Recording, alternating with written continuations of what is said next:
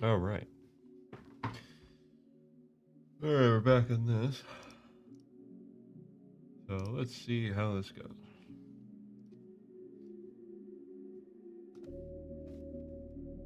I want to try some new things, such as the fact that scaling,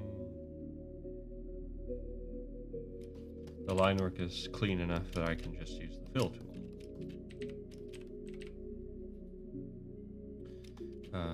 Which should be useful, to say the least.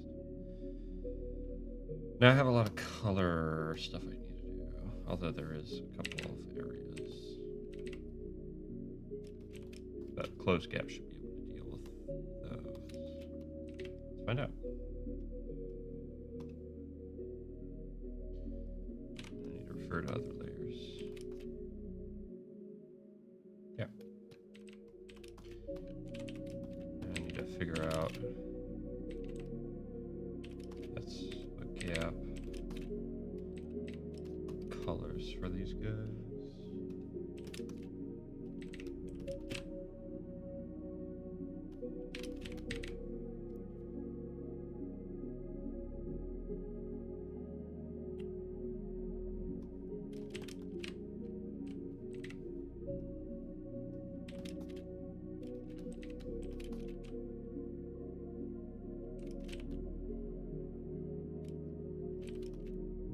Something like that.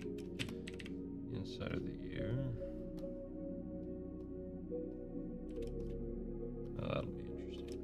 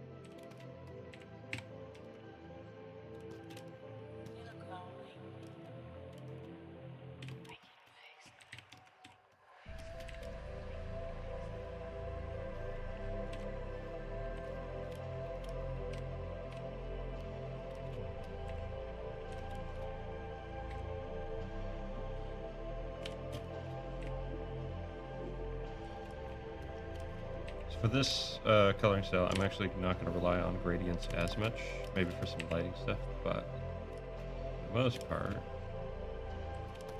we're going to be painting.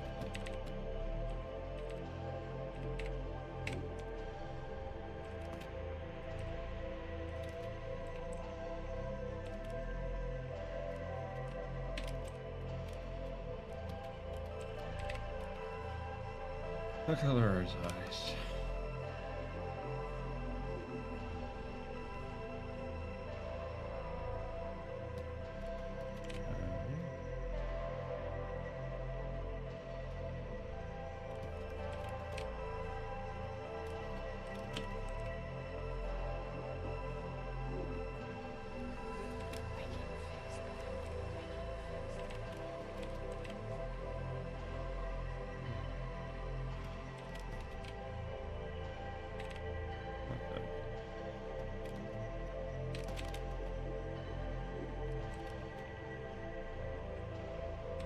That's obviously.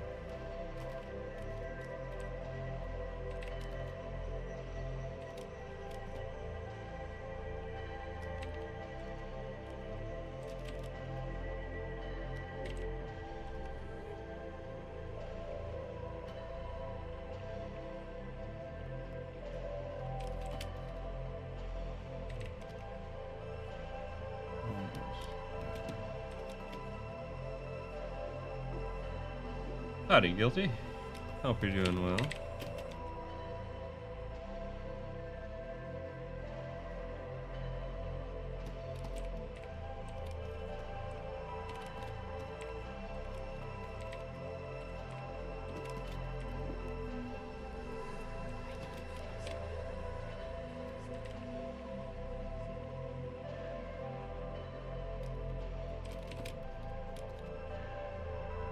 I almost wonder if I should bring that out. Eh.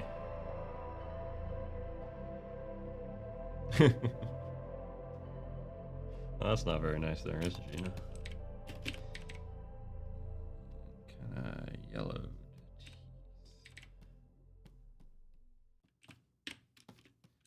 Not that dark.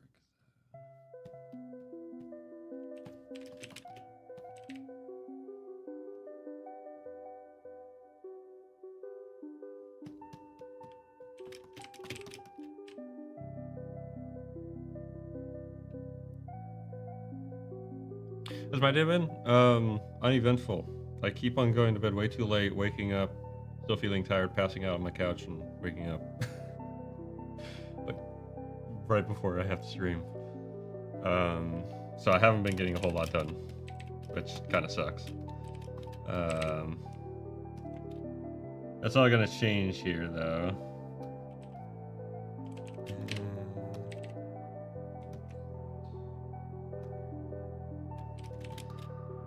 Because I'm gonna need to start getting up early again. Well, relatively early.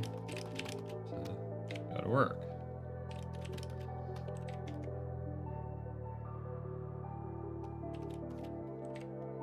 But I suppose being a teacher has its perks in that way, in that regard.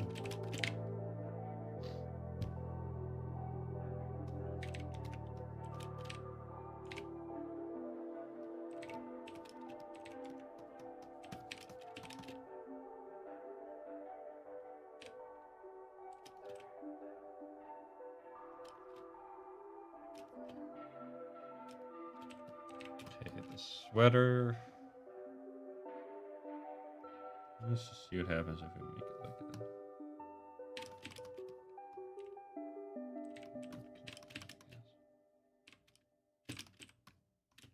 I actually like that. I teach a variety of things. I teach computer applications. I teach animation. I teach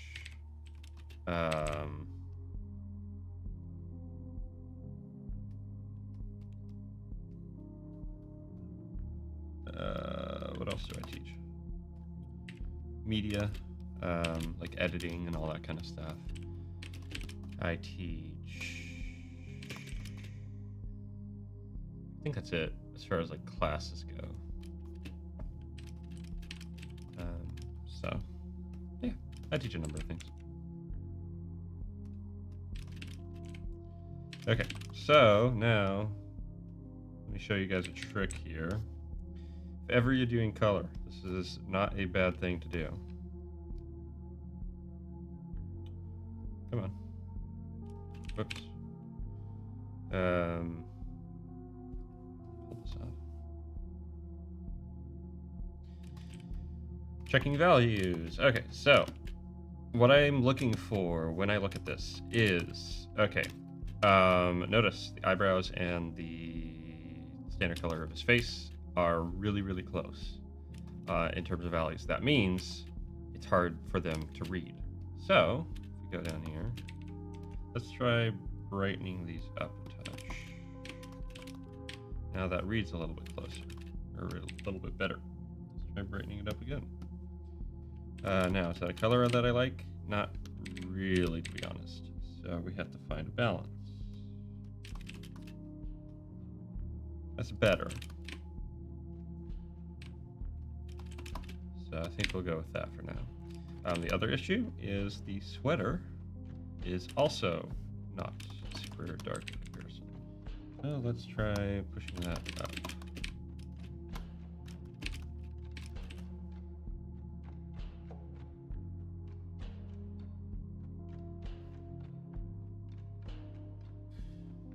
Heck of a way to look at life there, do you know?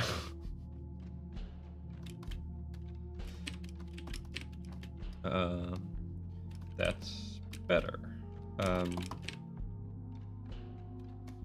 Not necessarily an issue with this read, but we can push it more anyway. As a read against that, that reads quite well actually.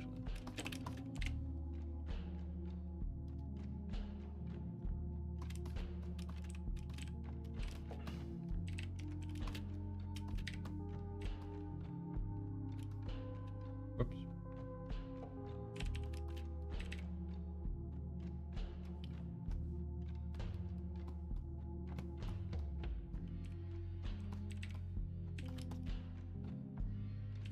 I keep on accidentally. Let's try to avoid that as much as we can. Let's see.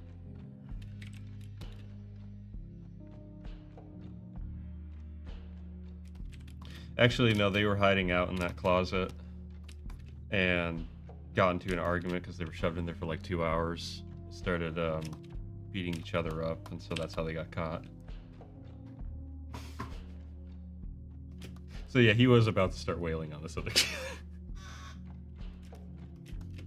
but kind of got cut off.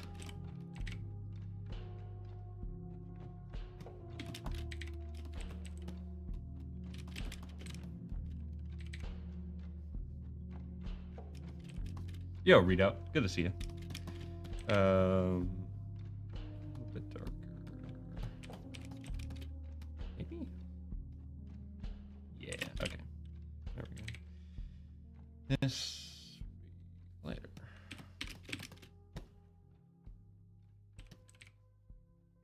Lighter.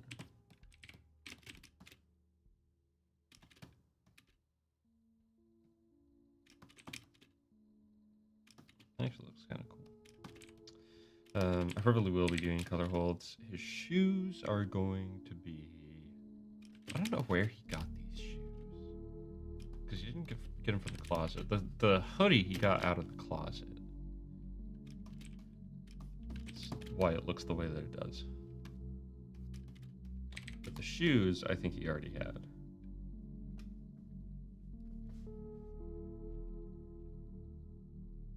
Maybe like orange. Something like that. Don't make me order something from Mackie.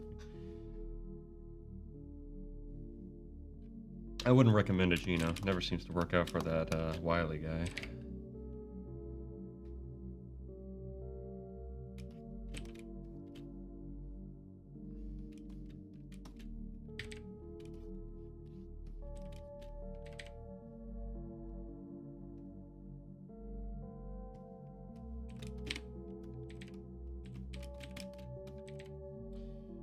So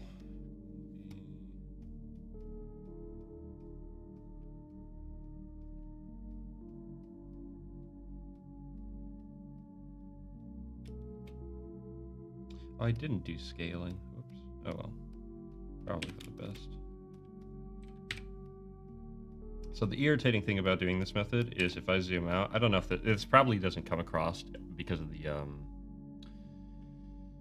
bit rate and all that. It might, but there's some like ghosting basically from the approximation where it looks like there's white surrounding it, so it looks like there's these gaps, but you zoom in, there isn't.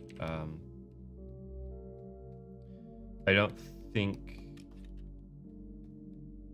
it's actually, no, it shouldn't affect prints. Shouldn't. But it is kind of an irritating thing.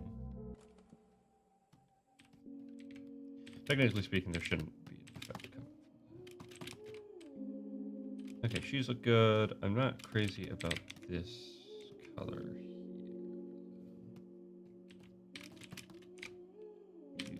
Something like that. Okay. Now, I did kind of play around with the colors on this guy. But let's see what we can come up with.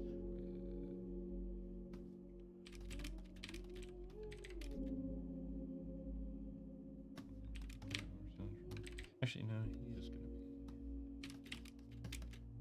that. I have no idea what the colors on this guy is going to be.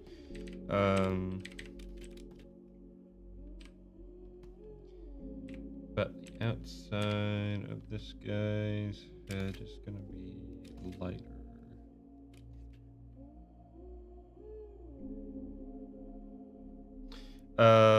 Like I said, I'm not sure if it comes out, but when you zoom out, so basically what I'm doing is like my typical method for color is I create what's called a flat layer, and a flat layer goes behind all of the line work of a an object, right? So for example, if I were to flat, give me a second here. If I were to flat, come on, like this character, I would basically do his entire outline, like all the way down here, all the way around, blah, blah, blah, blah, blah, blah, and do just like a basic, like flat, like bright red or something like that in order to establish, okay, this is the color area of this character. I do that for lighting purposes, things like that for the blanking. But the other thing that it does is it means that all color is going to be behind the line work. So if I turn this off, as you can see, there are these gaps where, because what I'm doing is I am just throwing in color, and it's taking into account, oh, there's the black line, so it's not painting where the black line is, right? Now, when you're zoomed in, you don't see, it's like it matches perfectly, right? As you zoom out, though, like I said, I don't know if it comes across, but especially on the shoes, you can see there's little like white pixels that come across. But if I were to go in and fill all of these lines in, you wouldn't see that, basically. So yeah.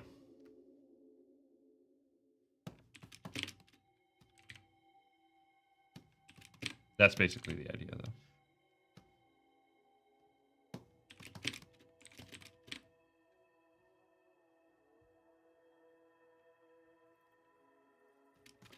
So that being said, I don't think, oh yeah, okay, actually, this is a perfect example. So you can see this line here. You don't see the little white outlining, hopefully. And the reason is because we turn it off, because there is no white line here.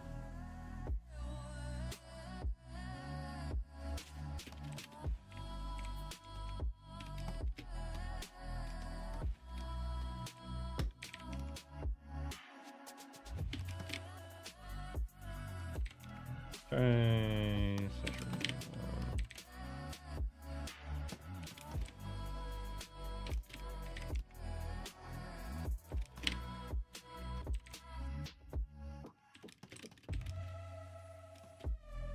what did I end up going with for him anyway?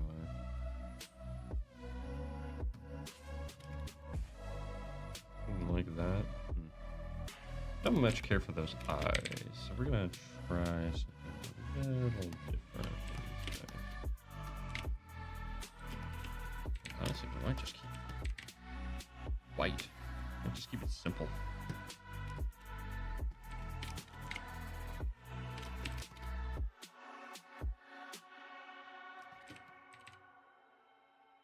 Actually, nah, that's saturated. Ooh, that looks bad. Okay, hold on.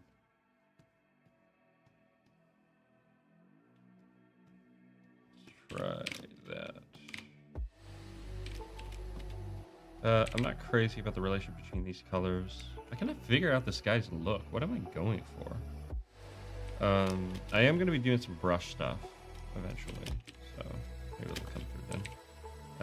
This is a red kind of rain poncho thingy that he also found in the closet.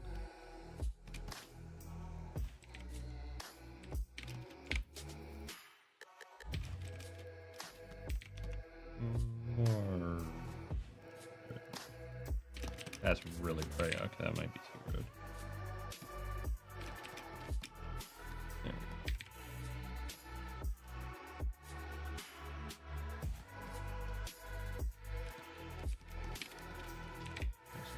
Dark.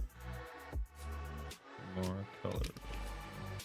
The nice thing is this is just base color, so everything's going to kind of get flattened down together with lighting. So.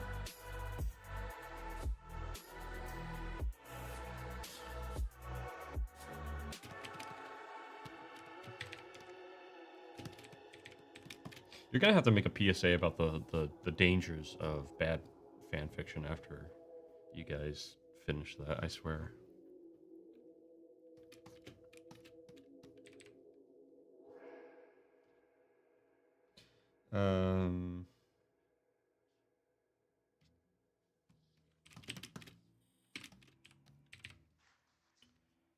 Swim trunks, I'll make.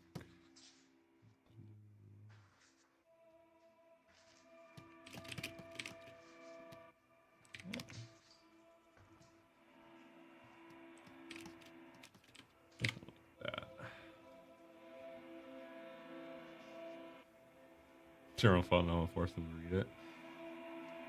I mean, yeah, but still, you know, we gotta warn those kids. Develop that brain latency.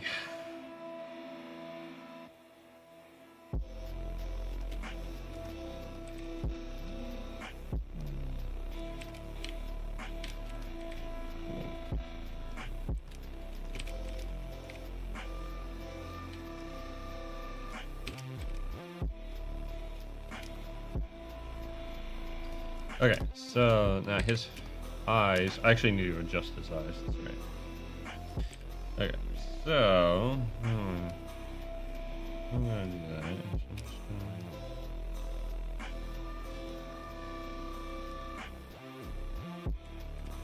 Right now his eyes aren't quite looking the right way.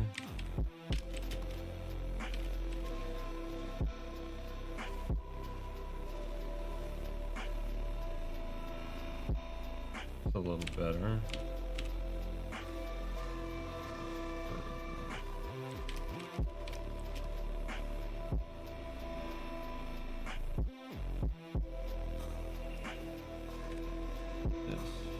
A little further up.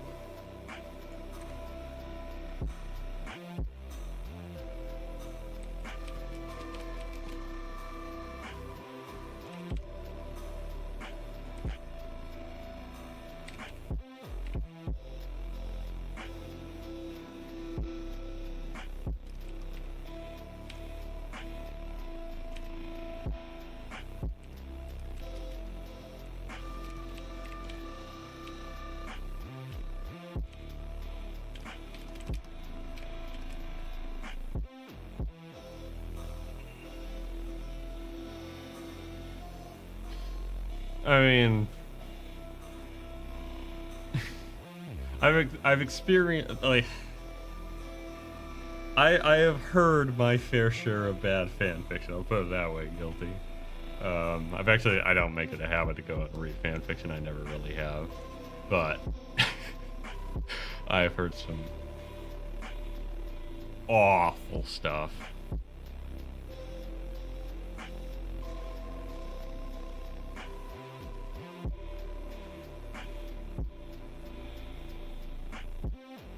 Should have some kind of health warning there, Gino. That's for sure.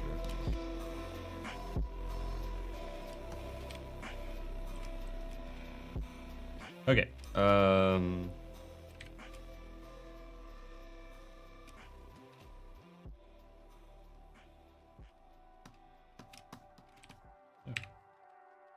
Oops, that's. Okay.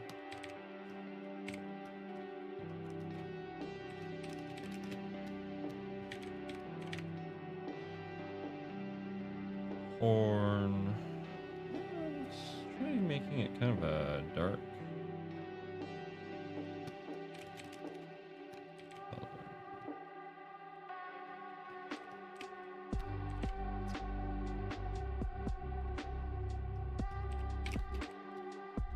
Like that.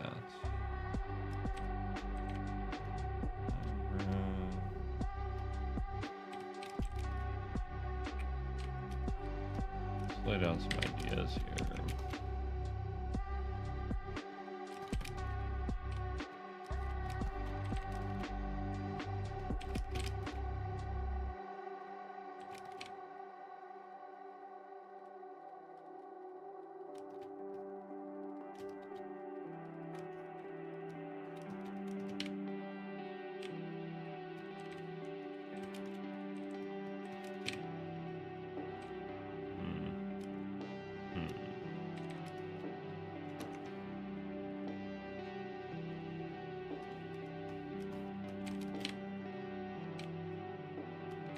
Care for that.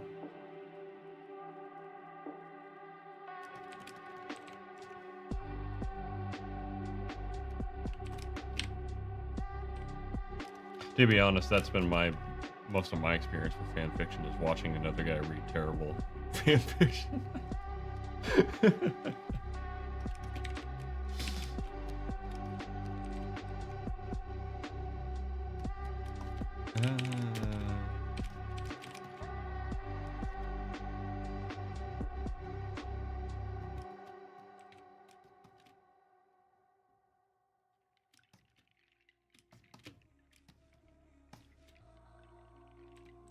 And I will say it is quite entertaining.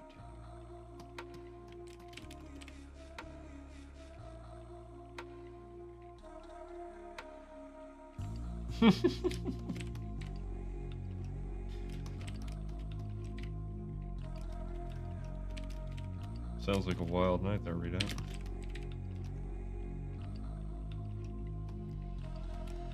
I have no idea what I'm going for with this character, but we're just gonna pretend like we do. Like we know everything.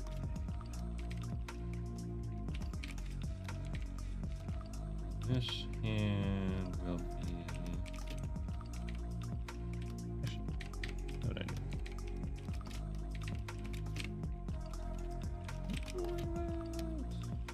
I'm not sure.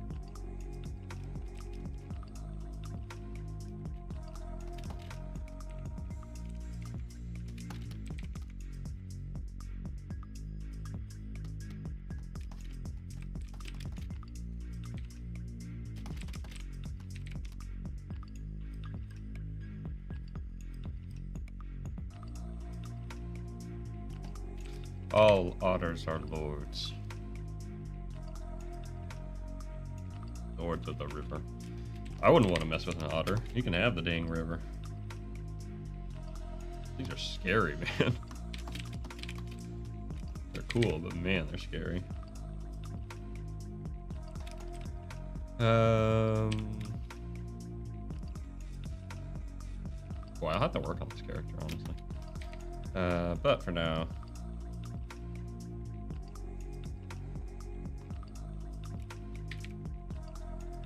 color.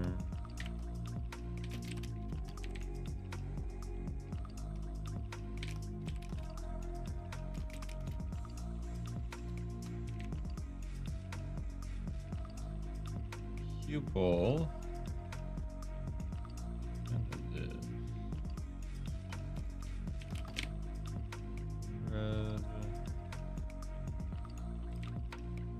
And then the eye will be a... Oh, that looks terrible. Got them like Halloween eyes.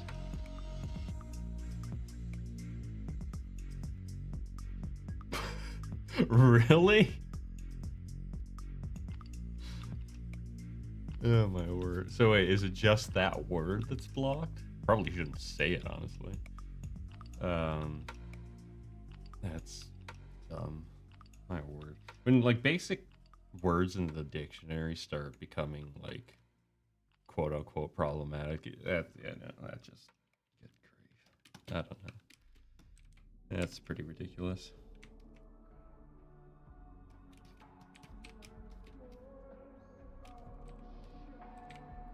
Amazing.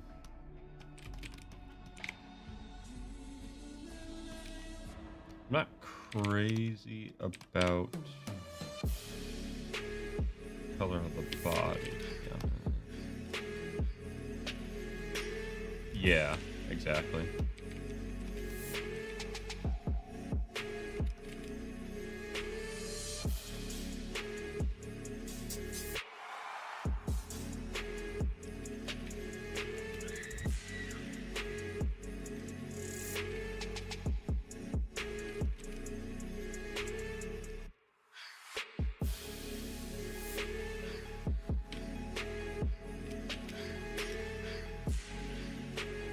Oh, thanks, Trippy. I like it too. I like it. It makes me laugh.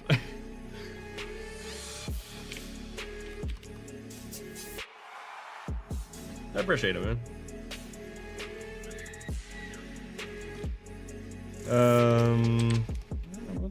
Let's lighten this up. Hold on. Try pulling it there. Let's check our values here. Okay. Eyes, good. Eyebrows against that. I might darken the hood itself a little bit. That's fine. Okay. The artery there. Not the end of the world, but still. I do kind of want to exaggerate the fold under his eye a little bit more as well.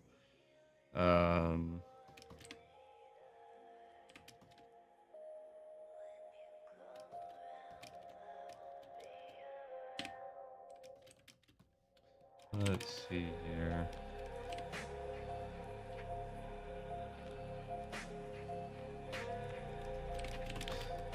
Yeah, these guys are fun. They're fun to draw as well. This is great.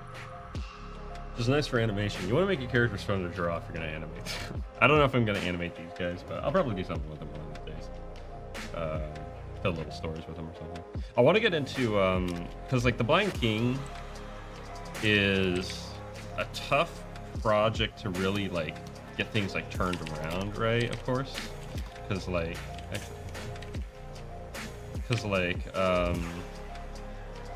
obviously it's a ton of work.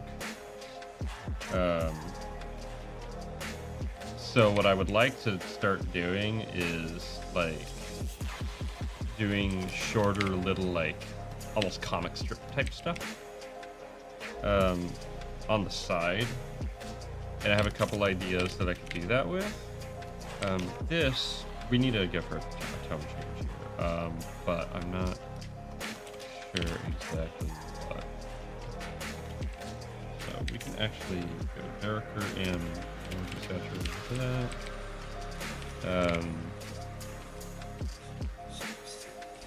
No,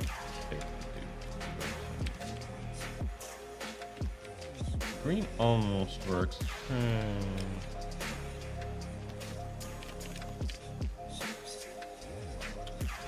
What would go?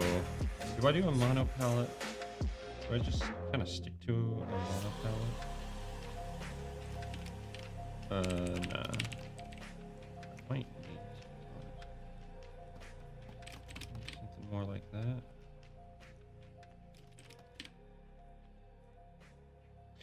I wanted to have some unique coloring to him. But how far can I push? Maybe, I don't know, I have an idea. Maybe push into the realm of green, but not quite there. But yeah, so I might...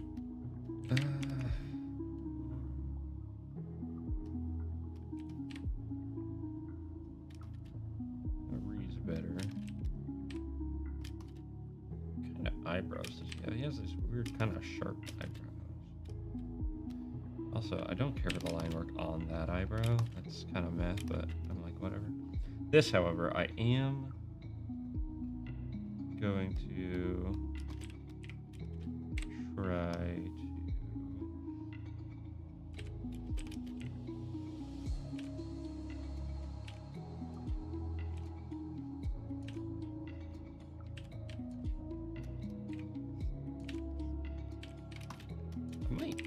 keep the other line. How it looks with the other line there.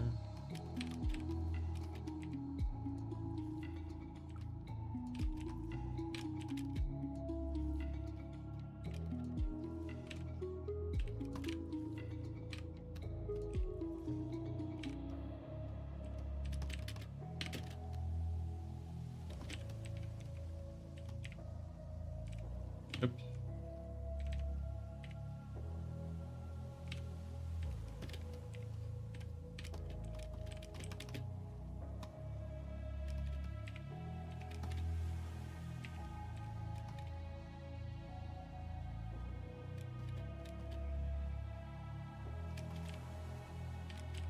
Actually, I kind of like that color scheme, looking at it again. Let's see if we can go a little bit more saturated. Yeah. Sounds good, Gino. Try to make this a good spot to just hang out. Good lurk type stream. Okay. Now, as for his wing, the membrane will be kind of a...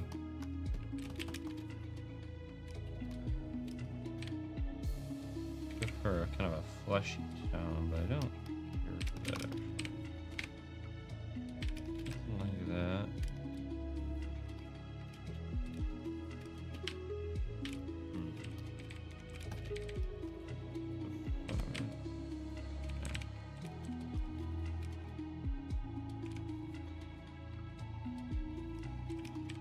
Kind of the idea behind him is that he is sort of incorporeal. That's the right, I think that's the right term. Not incorporeal, ambiguous. That's a better term for it. His design is sort of meant to be ambiguous, where like, because he's an actual monster. Like this guy's a gremlin. This guy's like some kind of ghost. He's an actual monster. So there's like this ambiguity to him, which is the idea.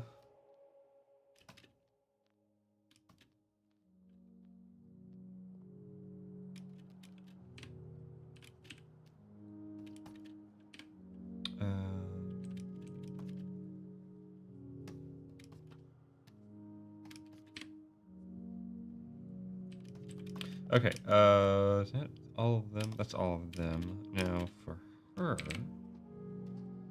the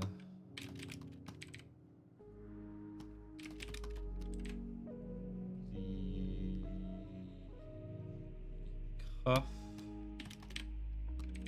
and borders will be that. The rest will be that, I think.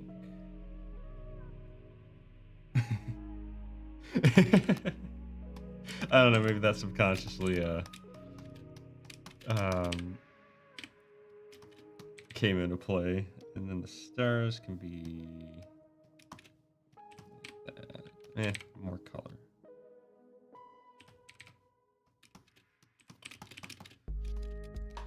Might actually. Yeah. I like the faded look. There we go. And then the little bear slippers will be like polar bears. Blue. And the bottom platform. That side platform will be not that.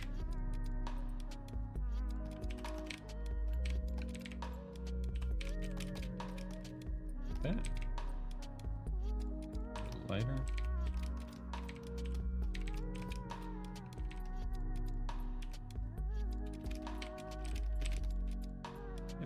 Yeah, I've been really good about keeping my colors clear. Lighten you up. This doesn't look great, so let's bring you back. Let's actually darken you a touch.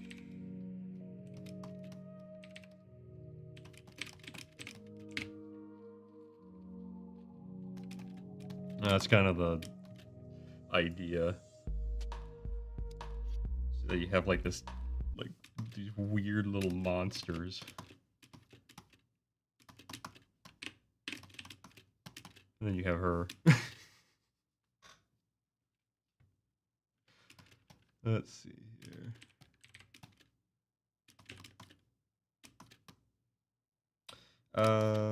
The floor. What's the floor gonna be? I'm seeing blue, but that's because this is a night scene. So let's start with that. The door. My music stopped because freaking YouTube. This is 57 minutes long. Okay, well, I guess we're gonna be on that for a while. We're already halfway through. I didn't even notice. Yo, Bruner, good to see you.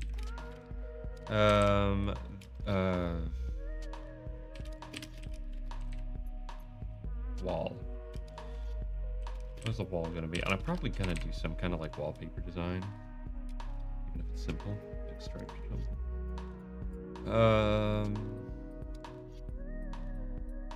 Wall can be pink color. Blue carpet really. Hold on. Come on. Blue carpet isn't really all that much of a thing. But blue walls.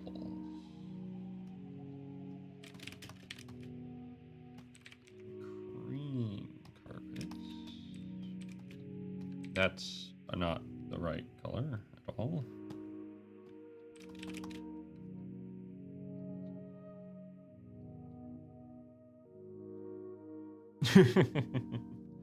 I mean, I had two older brothers, but we never really fought. Not really, anyway. Then again, we were always kind of in our own space.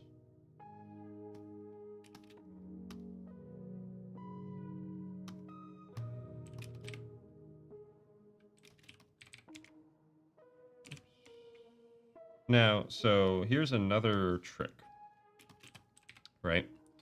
So what we are doing is we're doing the background, right? The background is meant to be the background. It is not meant to be exaggerated. What do I want to side panel? Maybe a lighter blue. Yeah, sure, why not? This is the door jamb. I didn't do trim. Shoot. That's easy enough though.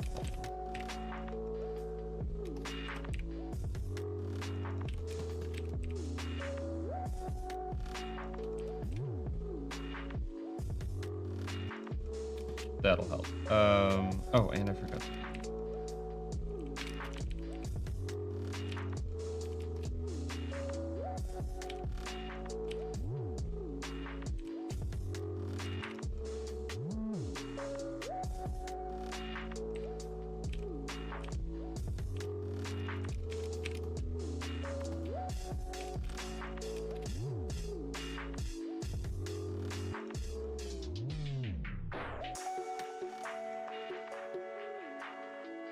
Oh, definitely trippy.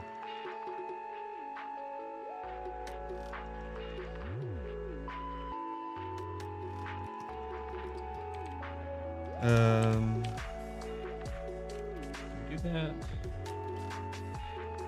Honestly, we probably just like a little.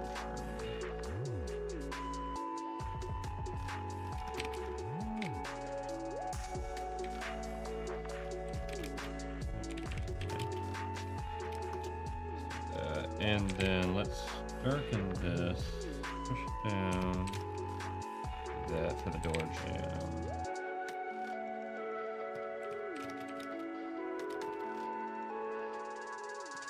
Now the door itself,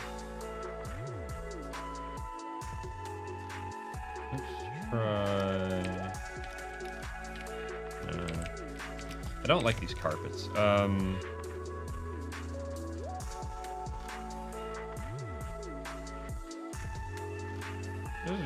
Let me just look up rooms on images here.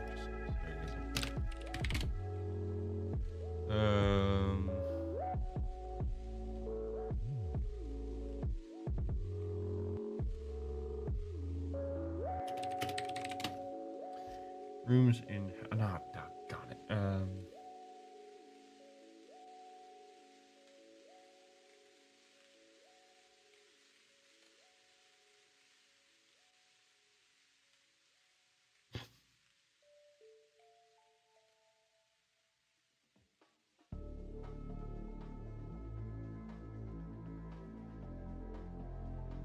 This isn't helping. All right, whatever.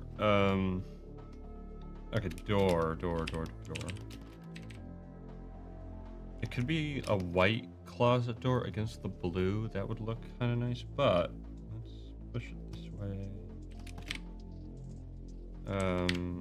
Actually, let's just full tilt.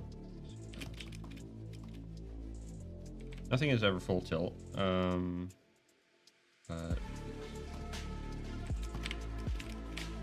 and again, this is like foundational lighting, so like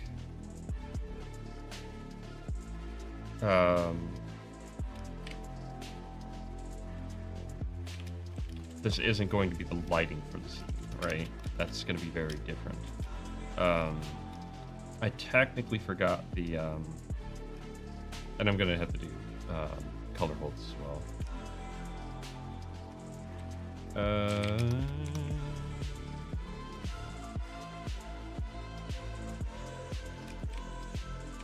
Something like that. Okay, for this background, this is gonna be really dark, and we're gonna go.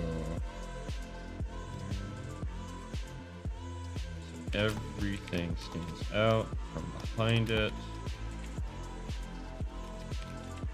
Maybe not that dark.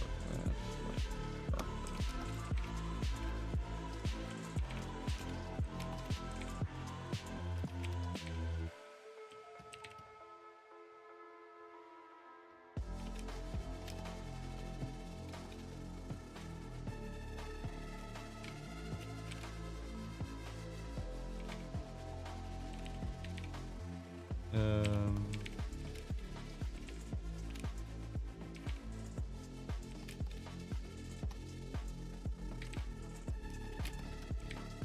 Not that.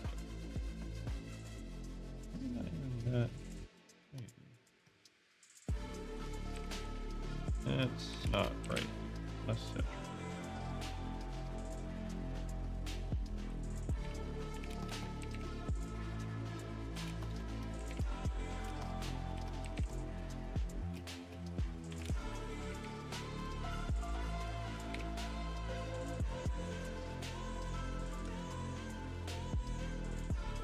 Why not a red door? Contrasted colors in every frame. I'm thinking of the aesthetic of the room itself. And a red door.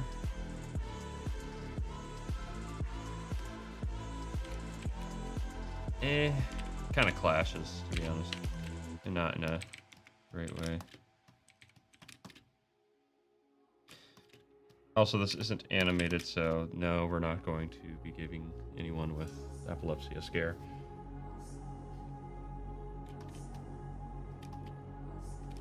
You liked it? Let me think about it. Let me think. We have this blue, we have this carpet. Yeah, good. I mean, it would help it. Hold on. Yeah, that's color. Right.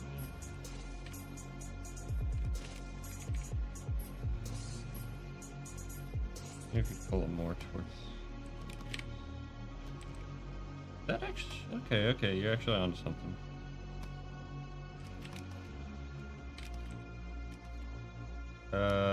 This colors contrast. Okay, yeah, maybe onto something, and then we'll just do that.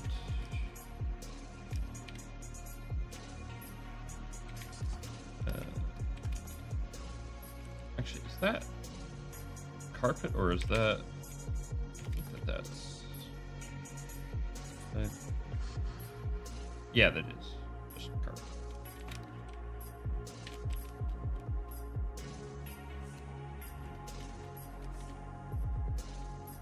The only problem is now his legs match the tone. I might need to bring this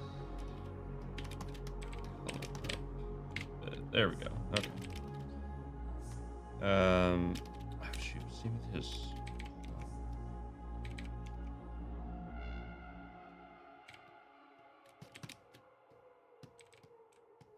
Actually, I like that better. Yeah, that is better in general.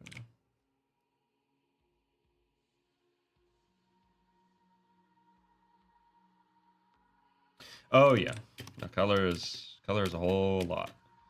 Okay, so these are going to just be monotone. Oops, I'm an idiot. I have been putting this all on the wrong layer. Yay! No. Okay, hold on. Okay. The nice thing is that I am doing everything without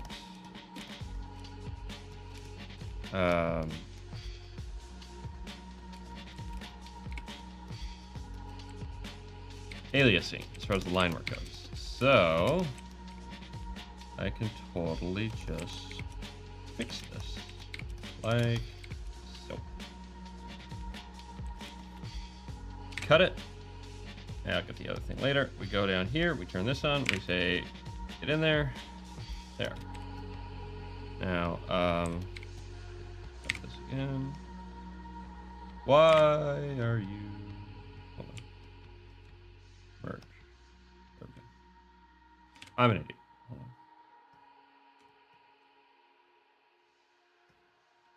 There we go. Okay. That I didn't get half of the colors. What the heck?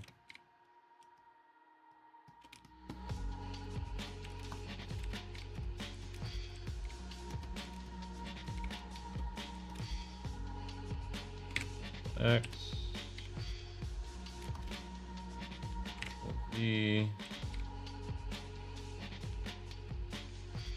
X. V.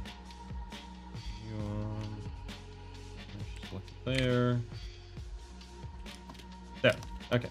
Fixed.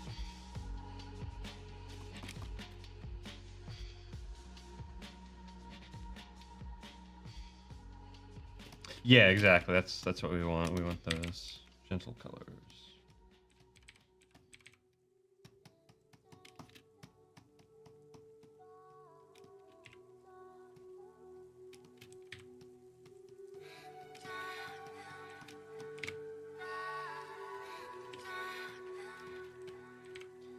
And then same with the toys. The toys are going to be all monotone. I didn't do that.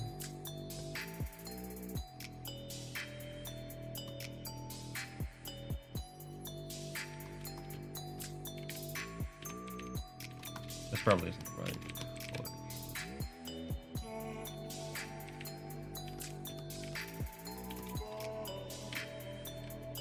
Yeah, hold on. Let's go more towards blue.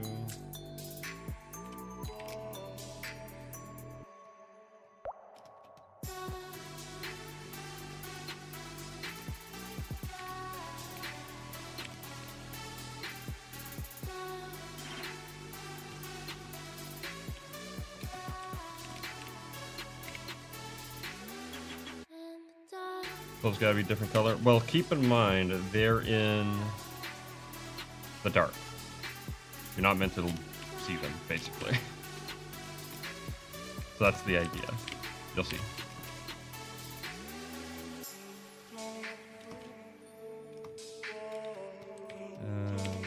So everything else is going to be low contrast. Everything else is going to be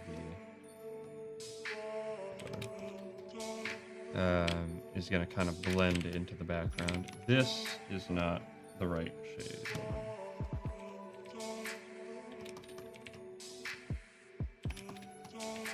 This has too much color.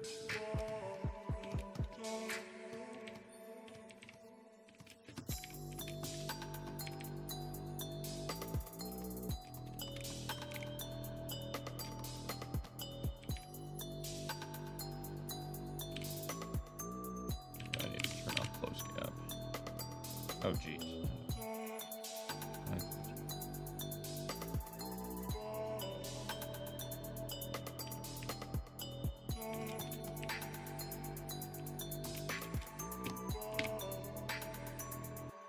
Okay. It's really annoying me that those space ants are there. I can, hold on, there is technically a way I can get rid of it. I color in all the line work.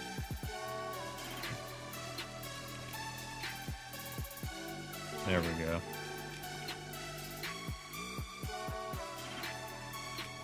Actually, I want to make it a different color, though. I want it to be, like, something kind of outrageous. That way, it's easy enough to select if I need to. And I might actually make it on a different layer as well.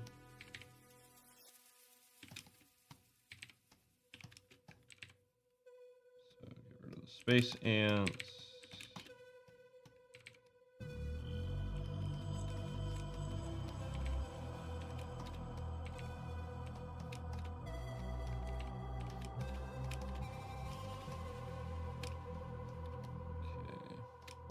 That should be good. That's good enough, anyway. Oh, that kind of did that. No, it did. I need to. Whoa. Oops.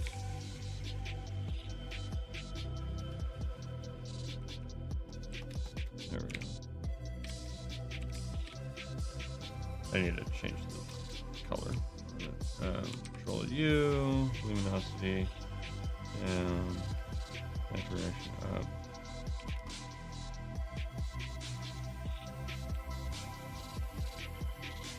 Maybe I should.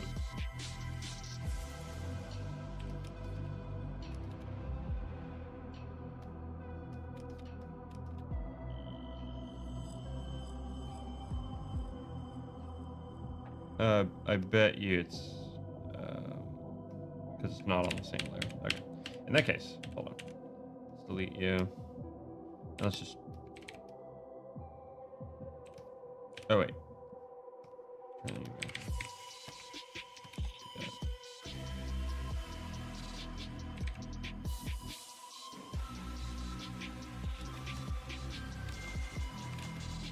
There we go. Whatever. We'll just go with that.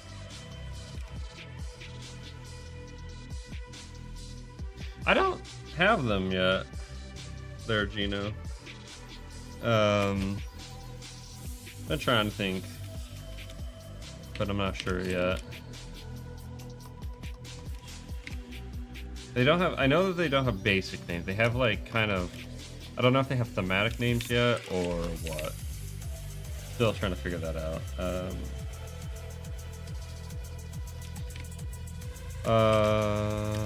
Okay. So now comes the fun part where I actually forgot an element. So if I turn this on.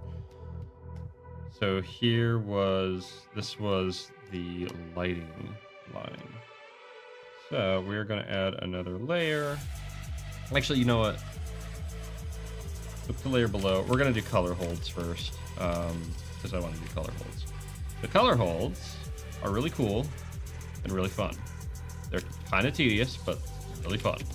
I did color holds for. You know what?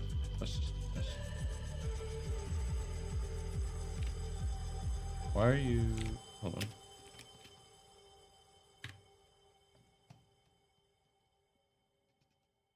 on. I did them for my film, actually. What? Am I crazy? We don't need that. It's only allowing me. I am above line work layer. I can turn. Whatever. Give me more control anyway. But yeah, so color holds are where you color the line work. the term I've always used, the term I've always heard. So that's what we're gonna call them. And they give a unique feel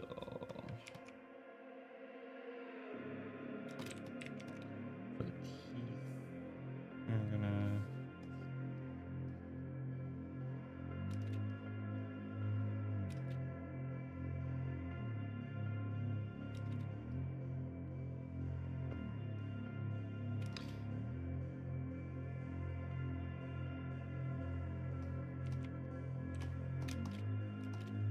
They can make things kind of blend in a little bit. Do they have an emotional base to the character? That's kind of, but not like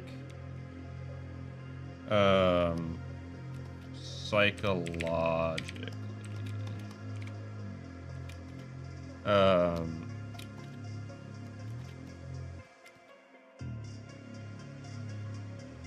They do have kind of a like, because kind of the idea is that they're trapped between worlds, I suppose. It's kind of what I'm playing with the idea of.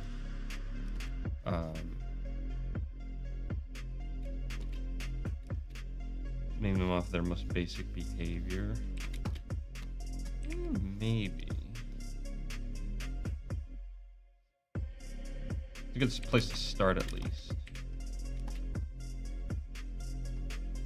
What would be interesting, maybe chasing them, naming them off of the way they almost should behave. Because at the end of the day, they're monsters, right? They're these creatures in the closet, and they're all spooky. But that they're not very good at it, as it were. They're not very good at being scary.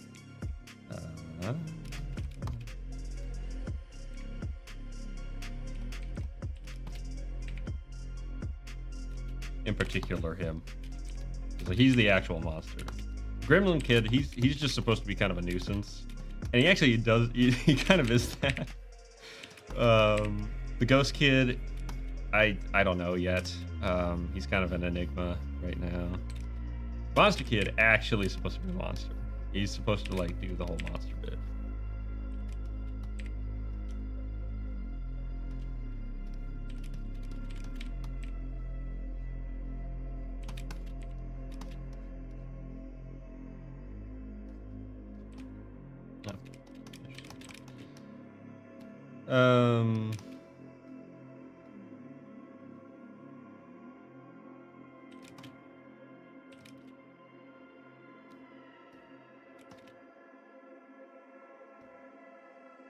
Okay, that should. Oops.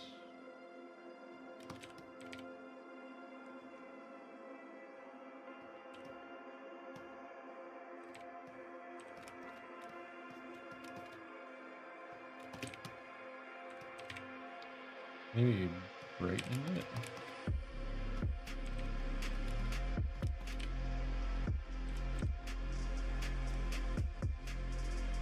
Something like that. Okay. Or how about we go really bright with it here? Maybe that exaggerated it, but not that bright. Something like that.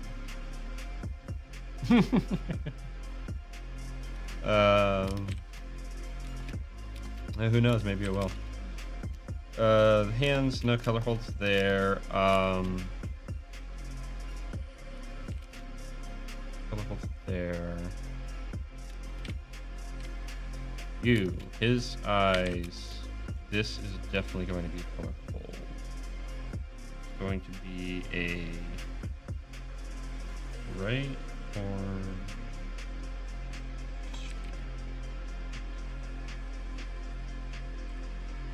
That's not what we wanted.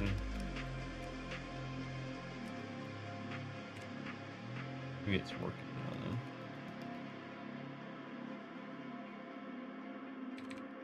There we go.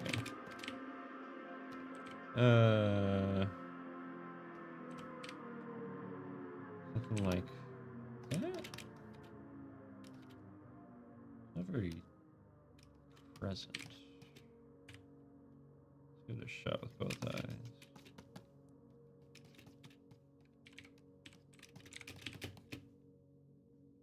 And then the pupil will be a kind of a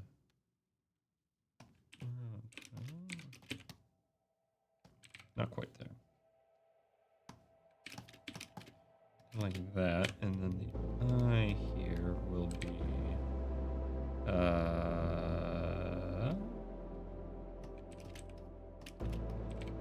not quite there either. Almost like that. See what it looks like up here as well. Space hands. Monster Ghost Gremlin. Frank, Saul, and Kyle.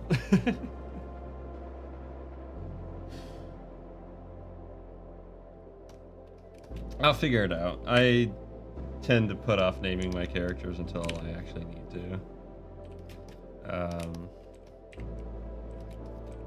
I never do anything fancy with names.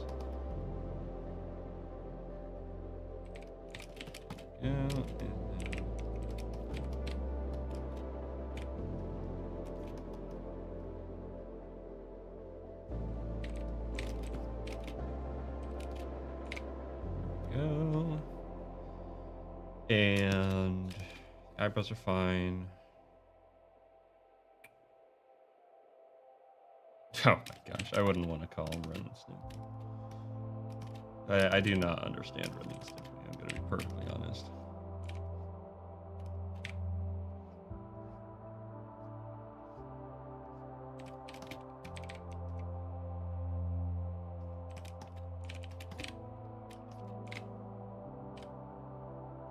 He does need an eye shine, actually.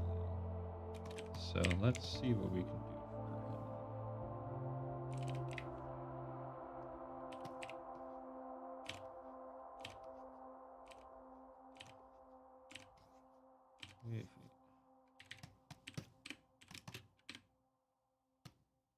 Do we do this? Oops. Oh, come on, where's... Oh, right.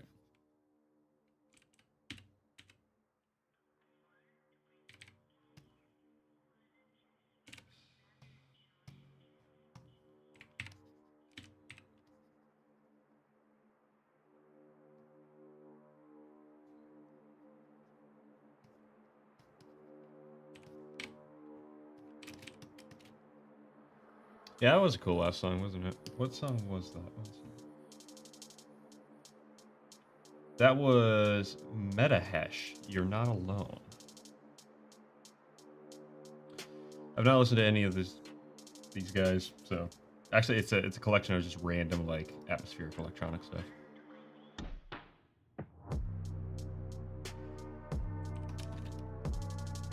Honestly, probably for the better there, Gina, from what I've seen. Something like that.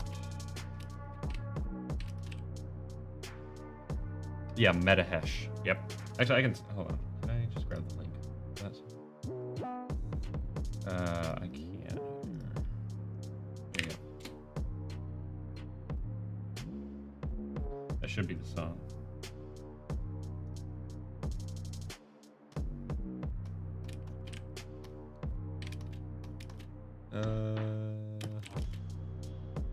Do I add another one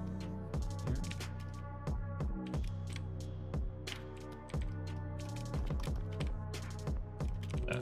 That doesn't make sense. But I do add another one here.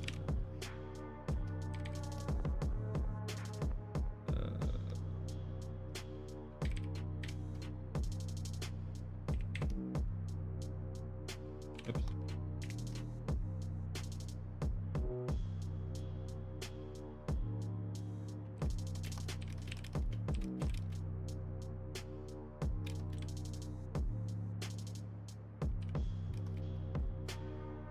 Well,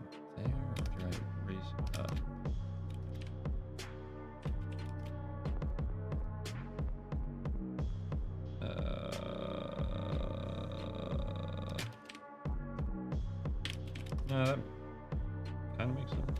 Whatever. I'll worry about that later. For now. Does he need one?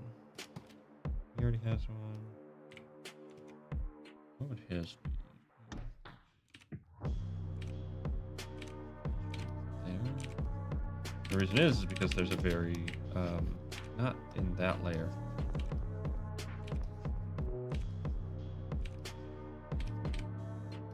There's a bright light being shown on their eyes.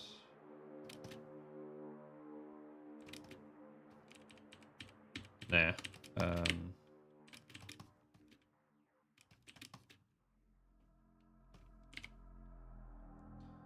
His eyes are particularly shiny, his not so much. Okay, back to color.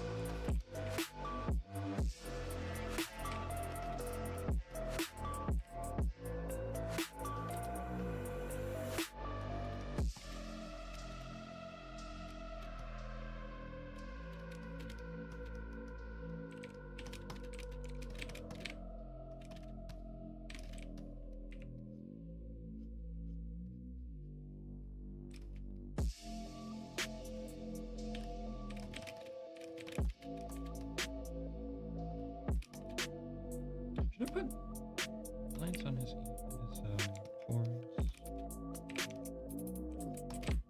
It's kind of a theme to his design. A lot of it. Let's see what it looks like.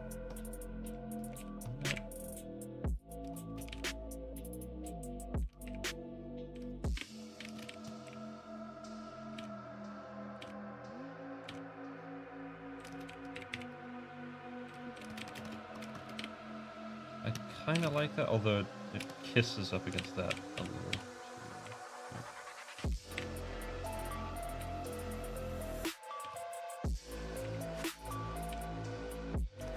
Right, that.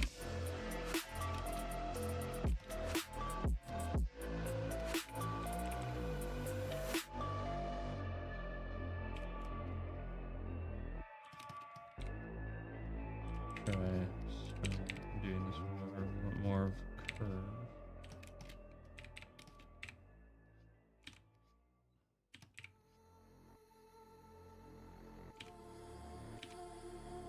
We want to pull towards here. There we go. And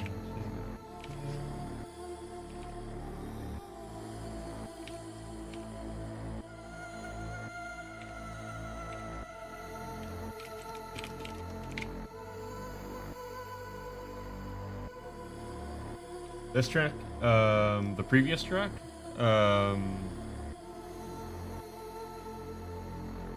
was Fate, and it's a song called Evil Beauty. Right now, we're listening to Churn, and it's a song called Faith, I believe. So, yeah, actually, we do want that, and we want to color code. Dark ambient music for the run, yeah. Every now and again, I'll listen to this kind of stuff.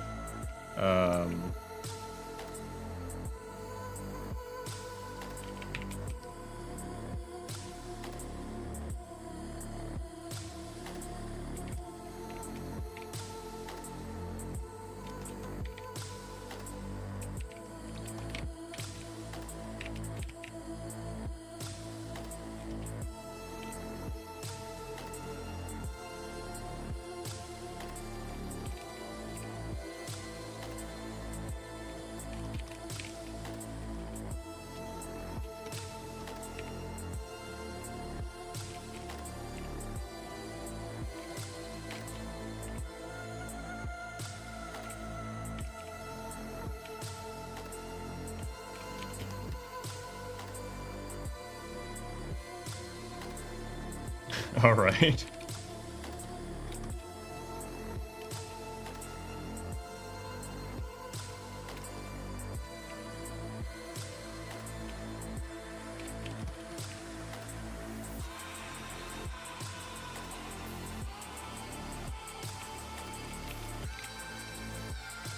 Okay, the wings things are gonna be kind of that.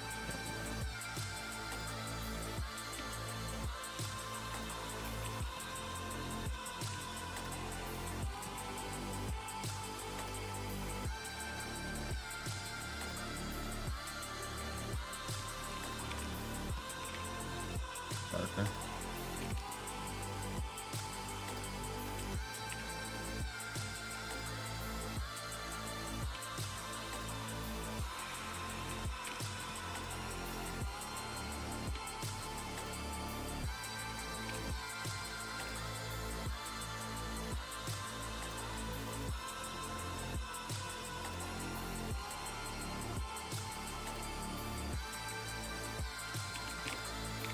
There we go. Let's go.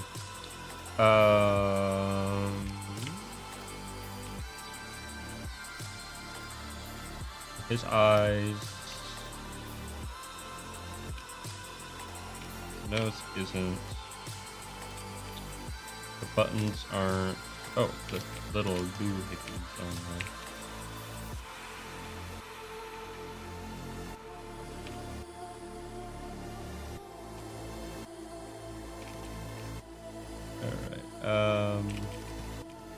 Actually, you know what? Hold on. I have an idea. Grab that.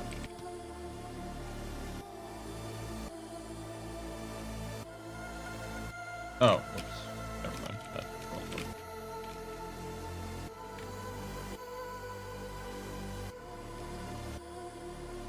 There are certain benefits to flatting that are really nice.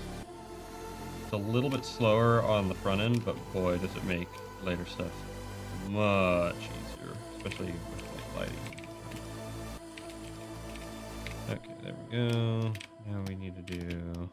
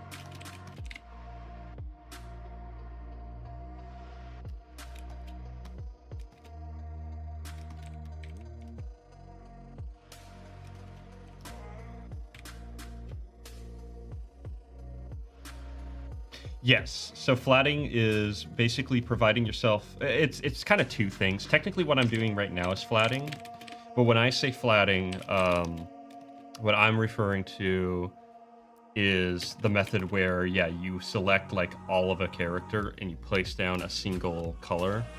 Technically, flatting is everything what I'm doing now, where I'm doing the flat colors, no lighting, no nothing. It's just the base color that I'm going to be working with. But there's so technically this is a flatting method, but the flatting method I typically use is where I will have a like selectable, like say I wanted to select this entire character, right? I would have a layer where his outline is all one color basically, and I could just boop select it. But obviously I don't have that, so that's not going to work. But yeah, so that's flatting. Flatting is just kind of the base color stuff. If you've ever seen my coloring method for the Blind King, that's the method I use where everything has its outline. Oh my gosh, I'm scared to check. I'm not going to listen to it on stream, but I'll... Oh my gosh. Oh boy, that'll be interesting. I'll have to check that out.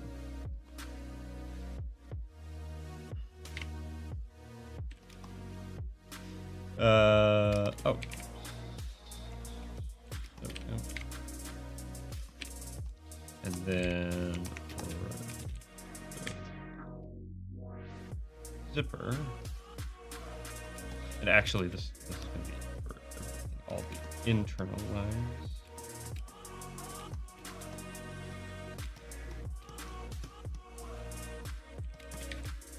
We're going to grab you. We're going to go up. Oops. Oh, area. Hold on. Ooh, darker.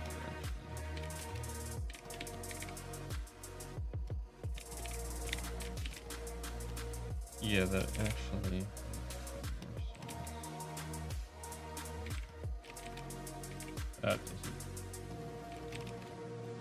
That doesn't really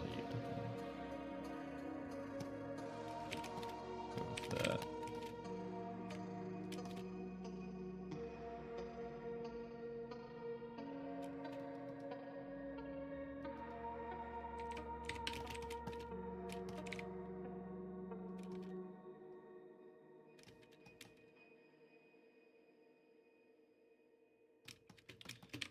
The shoes won't have any color holds. They don't really need it.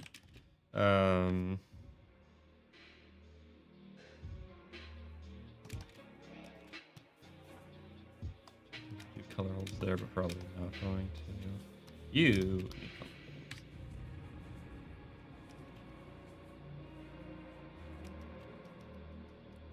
But yeah, as you can probably tell, color holds are really tedious. And I animated an entire film with color holds.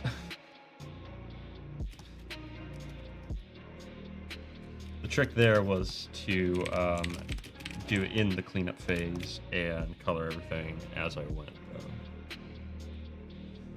Oh, I need to get a haircut.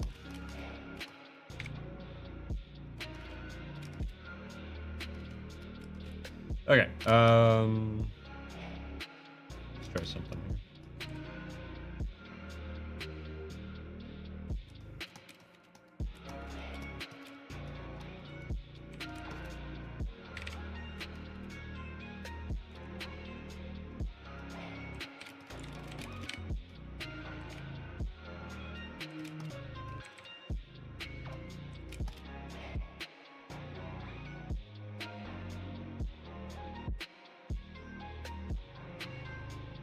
Oh, cool. Wow.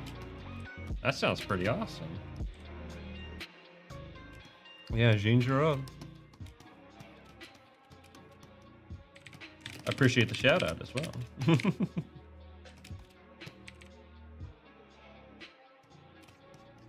Although, my word, I don't think I hold a candle to that guy's work. I'm getting better, but man, oh my goodness. Especially his paintings. Good grief. Like, that is so... Jeez, man, like, his sense of color is, like, out of this world. Truth be told, though, I do believe there is a disconnect between today's artists and where they were really coming from back in the 80s and even 70s or even before that, where there was still this tie to the classical method, I guess. And nowadays it's not like that's absent. There's a lot of people who still do master studies and stuff like that, very good artists and whatnot, but a lot of the time what I notice is that we have unfortunately kind of I think that it could be encouraged a bit more, because what you learn from classical method, it's why I tell everyone, like, you should learn how to paint. It's kind of like learning how to play like piano if you want to do composition.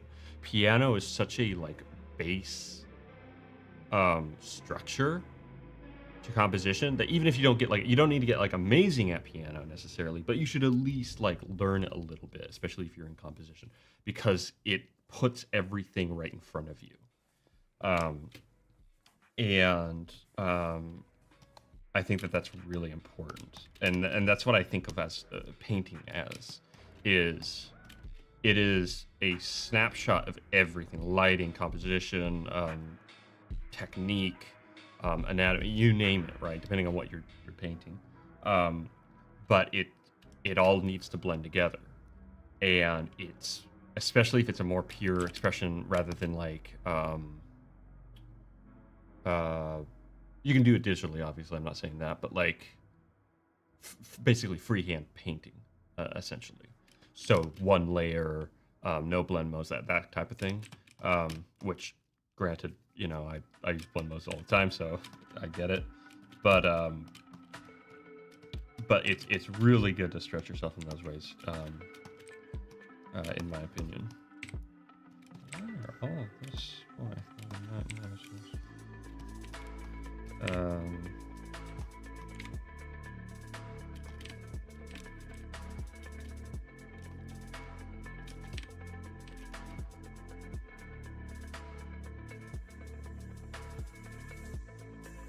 That's the idea, Bruner, is learning how to learn. Heck, that's what the Greeks discovered back in... Jeez. How long ago was that? When they started actually promoting learning how to learn, essentially. They were the first to kind of like envision that, but they didn't take it because they were, the ancient Greeks are very philosophical, so they didn't really. They would apply it, but not like they couldn't really see the forest from the trees. And a great example of that is Hero's steam engine, which that's a fascinating idea. But eventually, with the invention of universities back in like 10th or 11th century Europe, that was like when things like took off, basically. I'm not Aphthonius model of rhetoric. That sounds familiar. That might be it. I'm not sure there, Bruner. Asthmatic. Yeah, that might be the idea. I'm not 100%. I'm not super familiar with those concepts, but I do know that was a big part of what really kind of promoted the advancement of Greek understanding and stuff like that early on, and then eventually is what people started kind of looking back on and what kind of brought about the Renaissance was looking back and bringing forward knowledge, which is interesting. Very interesting. I want the shelf to be dark. Hold on. Underneath. Darker. Okay. There we go. Okay, so now what we will do is we will do the ruler.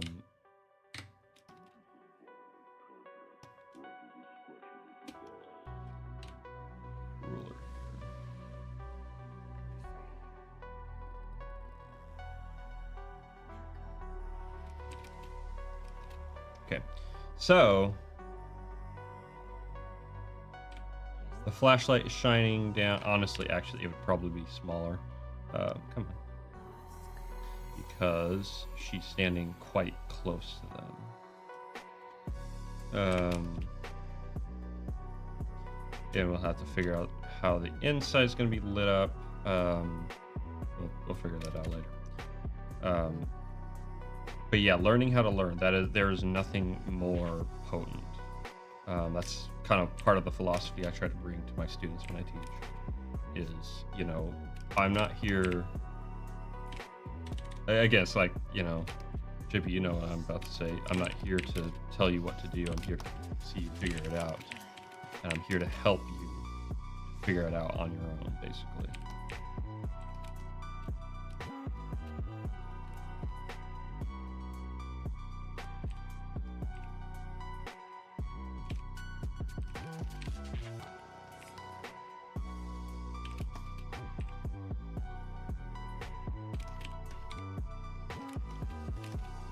Actually, hold on. This is our relative ground, so this is going to be normal. However, this, oh, come on.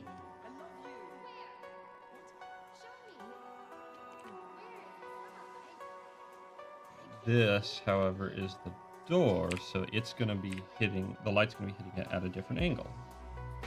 It's going to be along the lines of that. Now, the tricky part, let's bring this back, and let's squash this, bring it up, and ideally, push it back like that. Actually, what we need to do is,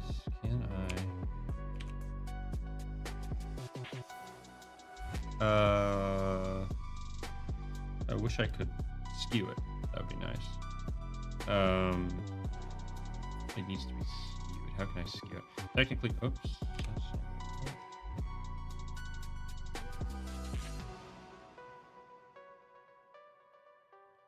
Technically, that's a form of skewing.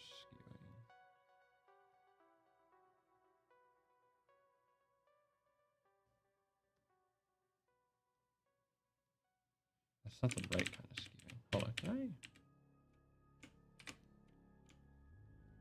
Yes, I can. Let's go.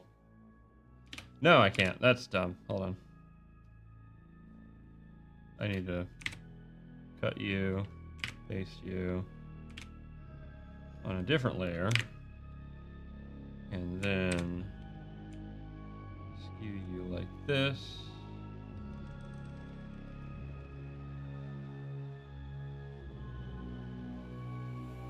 And it would be something along the lines of this.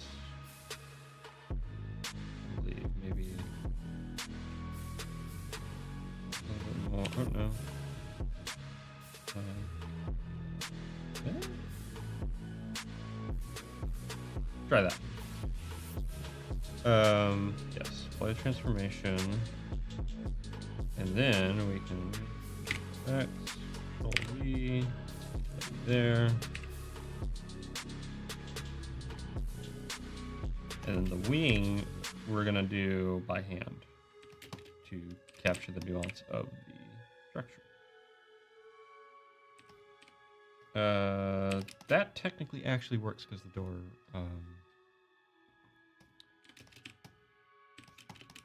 well, we'll do that. Okay. But yeah, I think it's very important for an artist, especially one who tells stories, who is going to be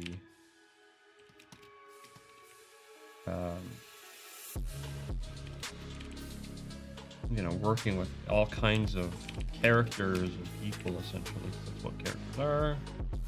They're not these conveniences, these like designs, these formulas. So, should always be striving to have understanding of the world. I mean, everyone should, but artists kind of have a liability at stake, and that is truth.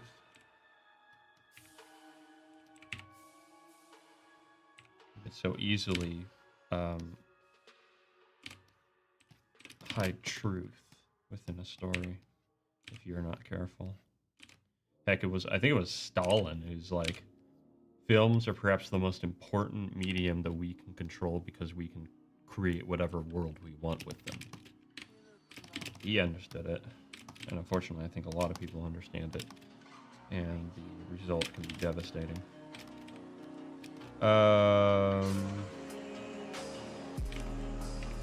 Let's see if I can just do this by hand. Technically speaking though, okay, so it shines in. This is blocked, so that means this down. And let me circle back there.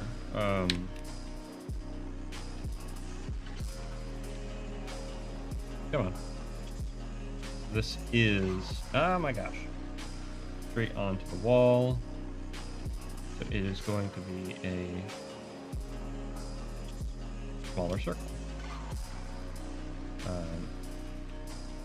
And basically it's going to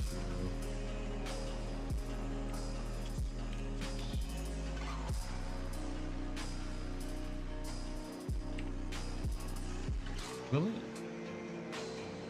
Check it. So this will cast a shadow. Yes, okay. Here. Here. And basically now what we do is kind of trace the outside.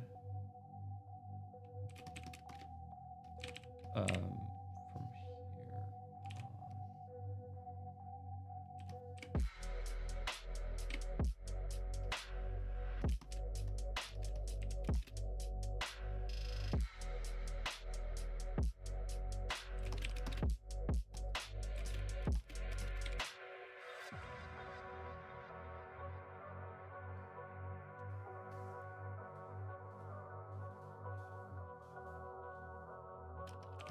Interesting. That's good to hear.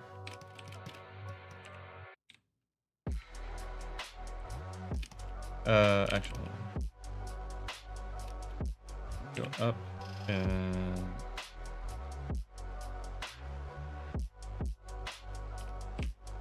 glad that's being taught then.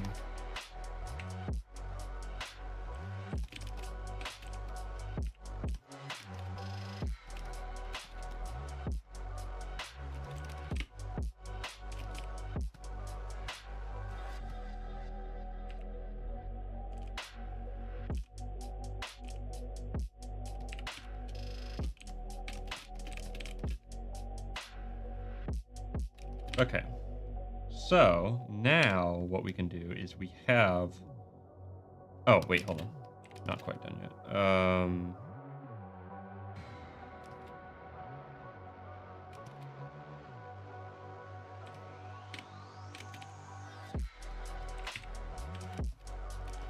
We have our outline for our lighting though.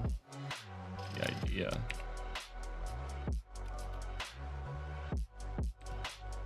Oh wait, that doesn't actually fit there.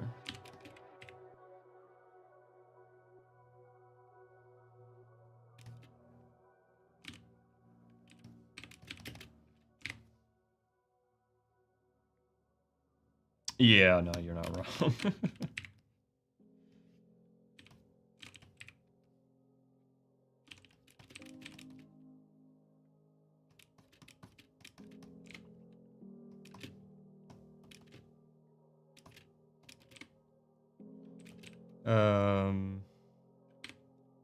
Do we want to lay the groundwork for the shadows on them here? I think we do actually. Okay, so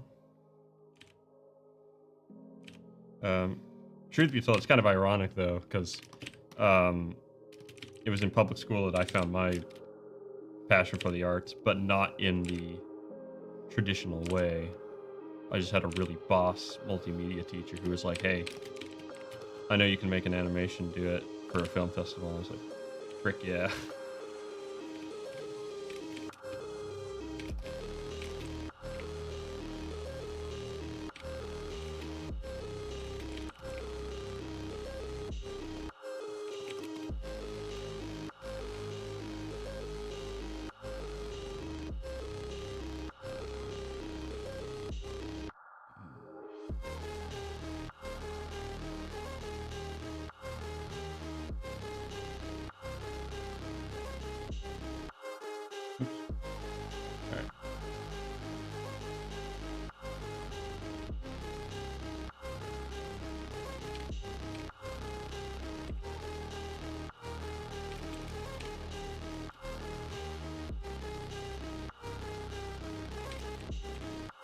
This will be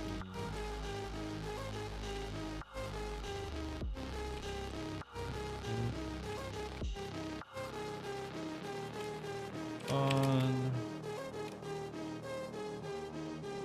Okay.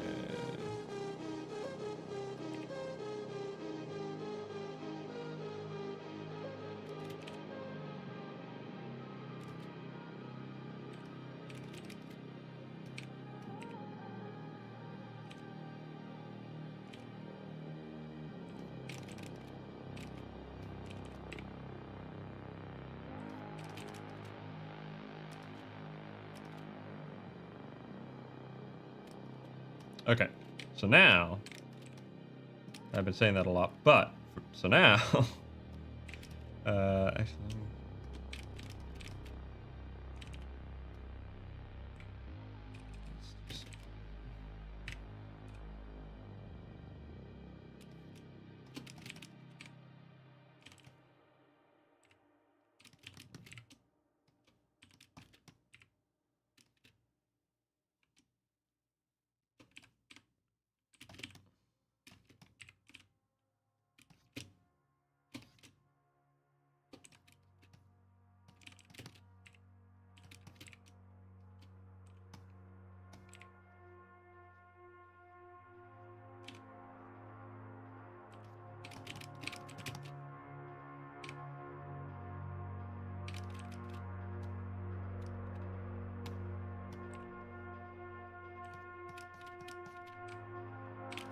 okay.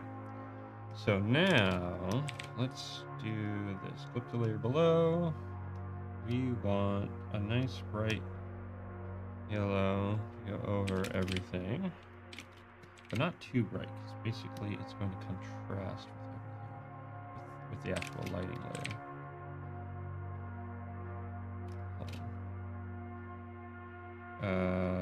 Maybe like an orange.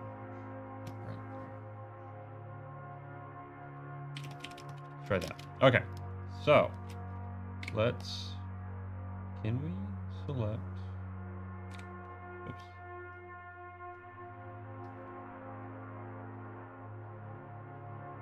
It isn't.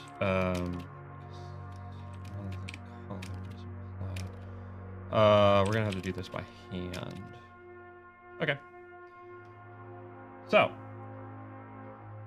above color layer, and above the liner layer, and above you.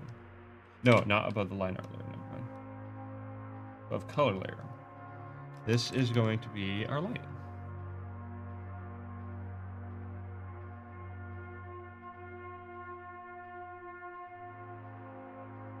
Popularity comes out feeling the exit of appears that when you run changing about. Yeah.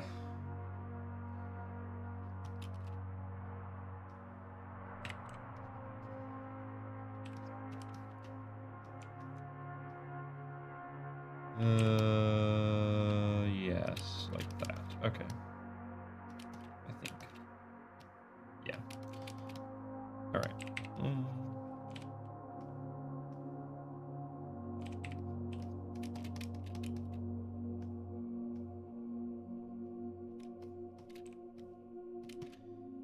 Okay.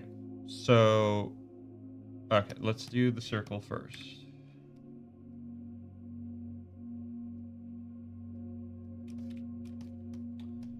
So this is all going to be overlaid.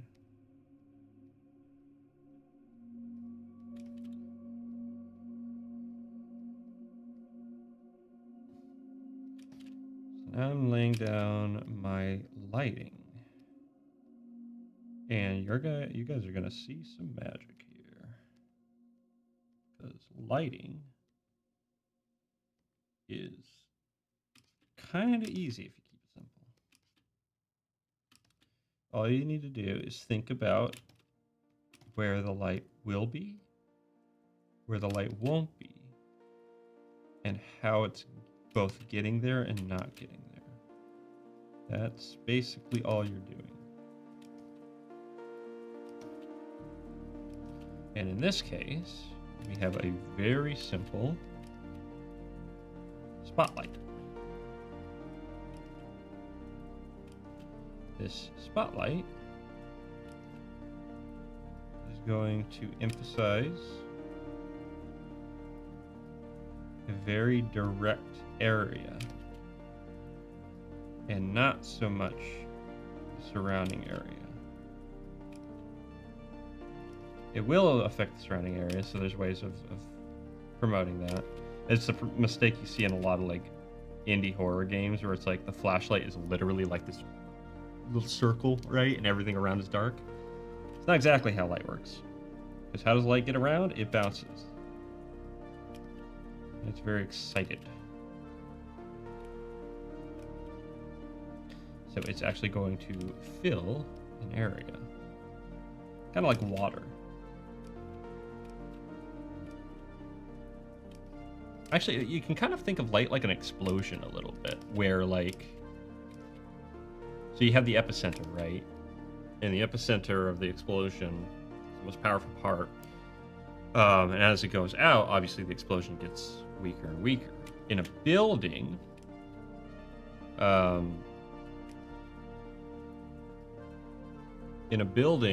where you have walls and doors and things like that, that's going to shield in certain ways, right?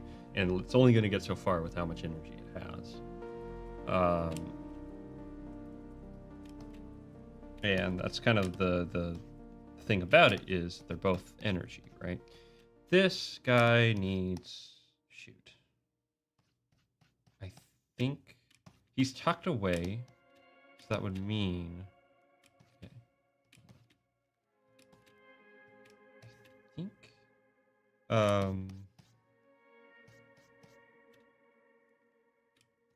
it would be something along the lines of...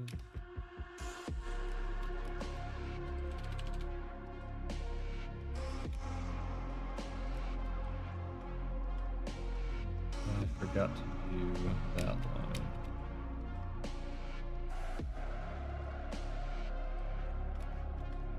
Oh well, that'll be fine. I can put that back in here soon enough.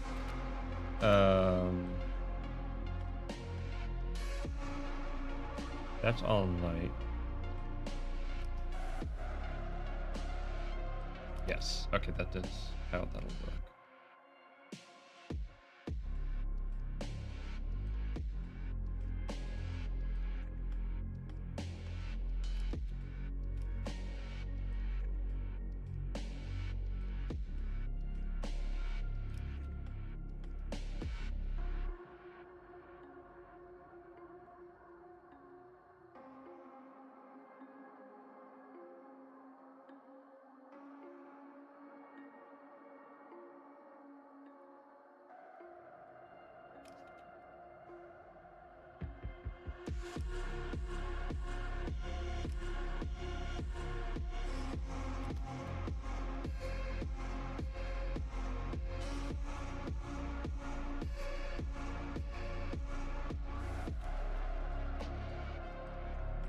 Okay, up there for now.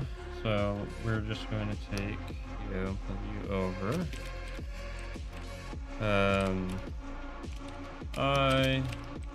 And I'm gonna do that for now. Okay, so, and you guys will see what I have in store, but for now, yo, Kahuna. How you doing? Hope you're doing well.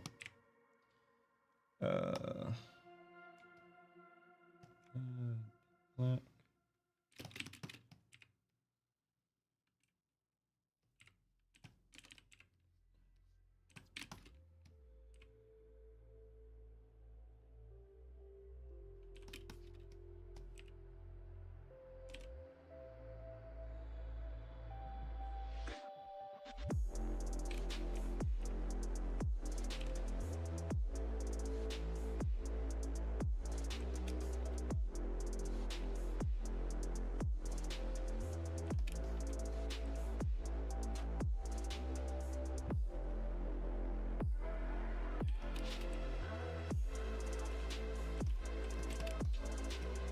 Okay, there we go. All right, so now, why did I put this? No, I can't. X. This needs to be its own layer. Okay, so now, what are you? Oh, whatever. Let's call you layer 10. I really should be labeling my layers properly, but this will be different. This will be...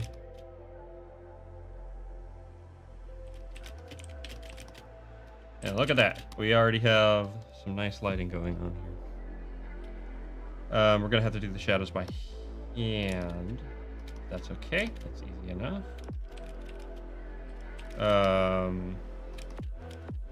Actually, we might do something different for this.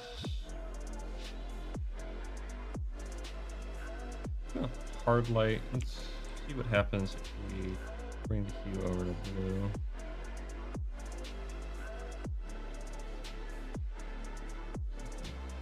There we go. I like this. All right, this is fun. Okay. Now. So, do we want add glow? Do we want add, or do we want something else? Overlay. We could do soft light. We could do hard light. Difference: vivid light, linear light, pin light. Pin light. Almost right. Color dodge, or glow dodge rather.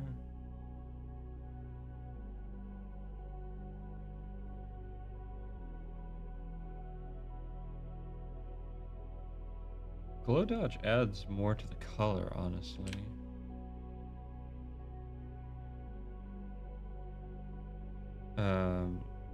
One thing that we're going to be fighting against is desaturation. So we might go with a glow dodge.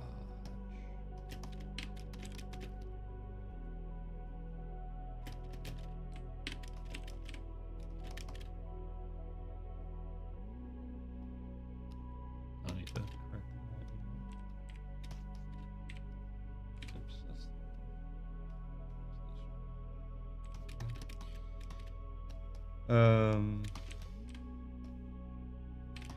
and then I'm gonna use, well, I'll do that later actually.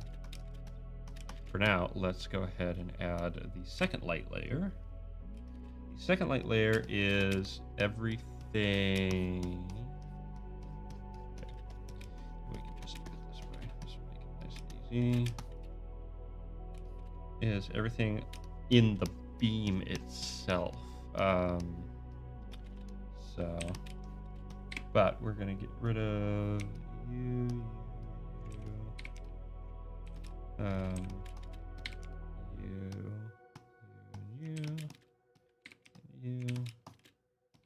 you, and I kind of screwed it up, but also kind of not. Oh, actually, and then we get rid of everything in here. There we go. That is kind of irritating though, dang it. Well, let's just see what happens. So, new layer. And we're gonna grab, not that actually. Layer.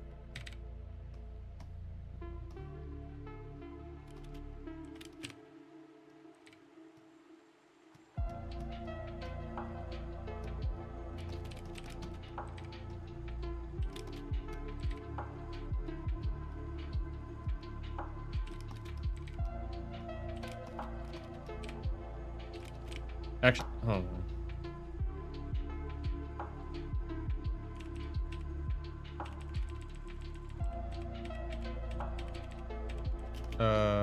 Actually, I believe it wouldn't be any of that.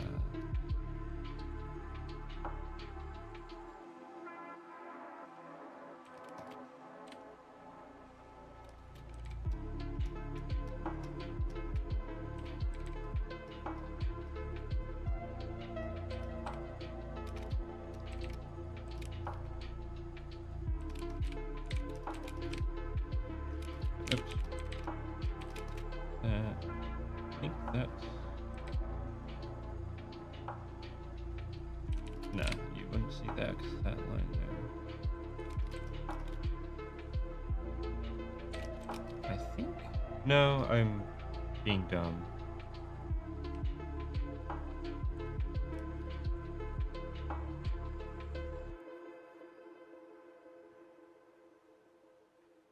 Yeah, they are Kahuna. They're being they're getting caught.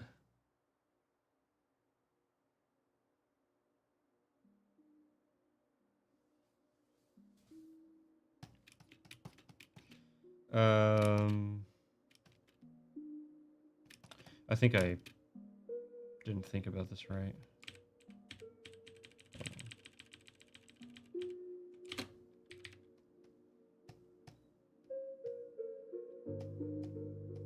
Because it's not actually landing on anything, it's just the beam. So, that being said, I'm actually going to put this over, and I'm going to put this over it. And we are going to go to soft light.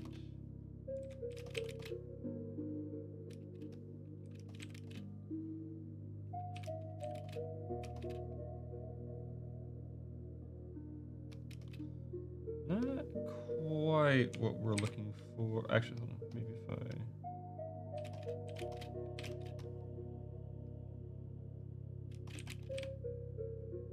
I might actually not do the color holes for that. Or I might make them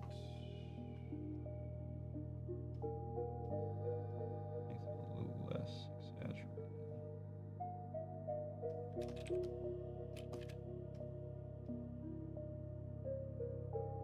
Heck, for the fun of it, if we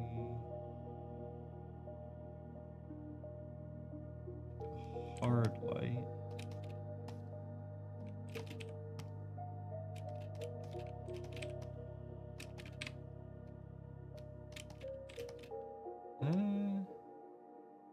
Yeah, I actually don't think we will, but we will use it in order to add layers here. That actually, hold on.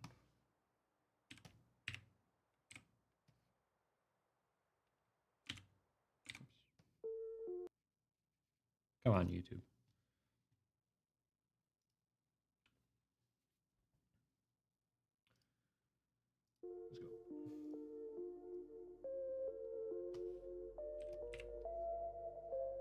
Let's go. That will be all in shadow.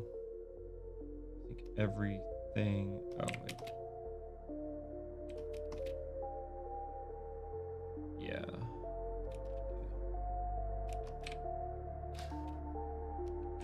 I like how the scene is coming. Maybe a little something. Maybe. No, actually. Well, nah, we won't worry about that.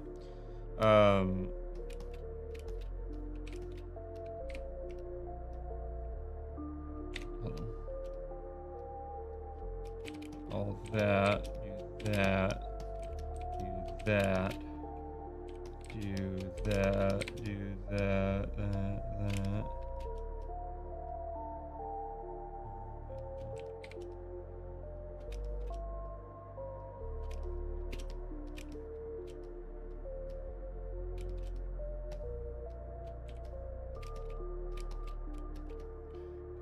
Here, delete all of it, go here, start filling it in.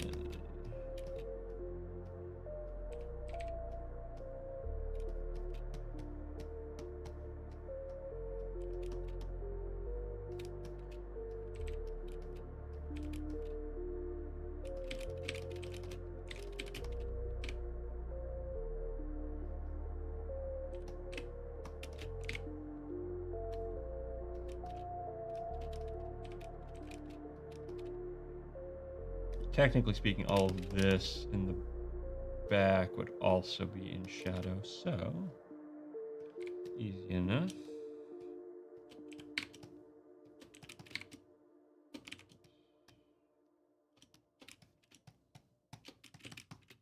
So that.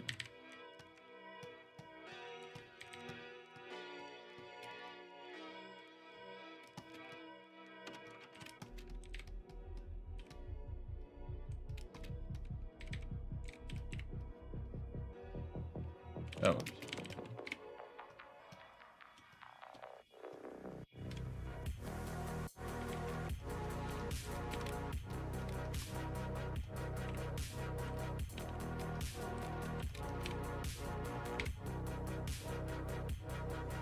Actually, this might not even need.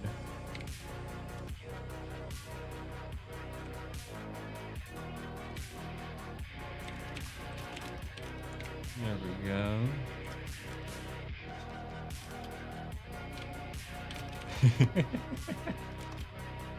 All right. I really like how this is coming out. This is great. This is super fun. And then, just to kind of emphasize the neck.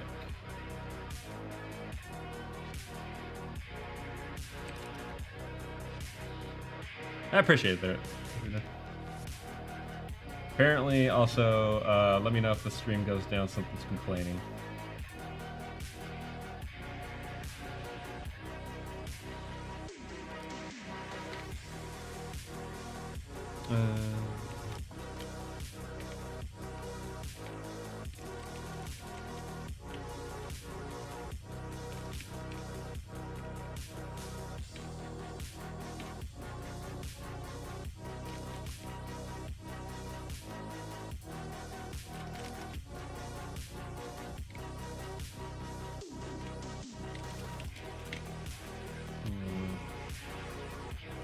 Yeah, we'll go with that for now.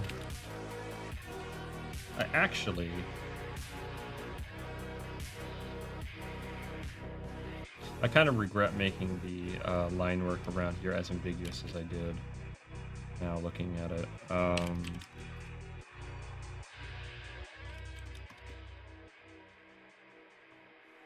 I make that work though? Hold on.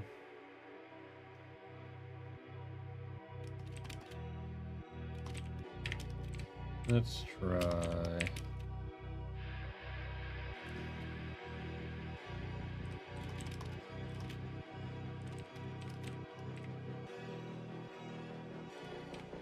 Hoodies can be kind of annoying because, like, they fold into it themselves so often. So, like, you should get, like, pockets and stuff like that of, like,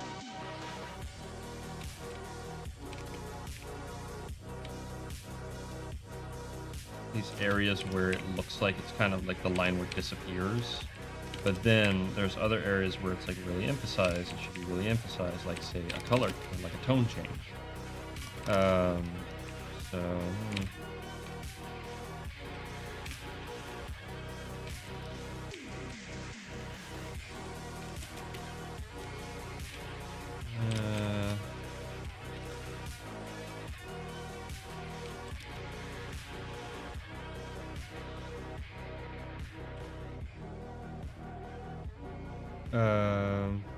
Just for the sake of here, this guy's a gremlin or something. This guy's a ghost. This guy's a monster. So left to right, monster, gremlin, ghost. He's like a weird ghost. He's like this weird gooey like ghost, fiend sort of thing.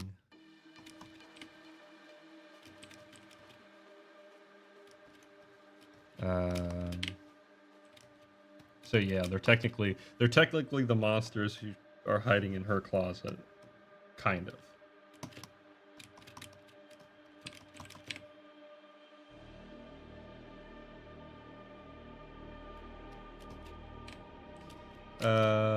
Screw it, we'll go with that. I will.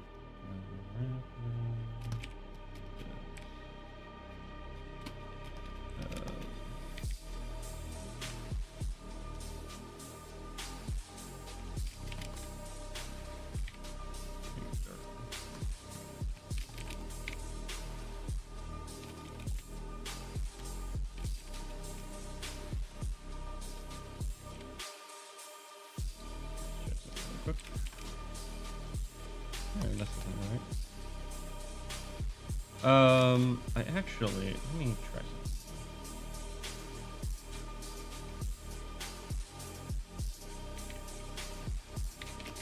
That didn't do a whole lot.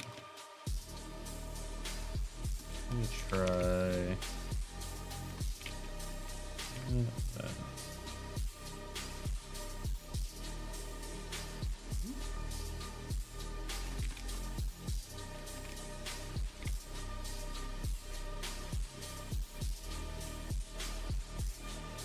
those names aren't final. They're trippy.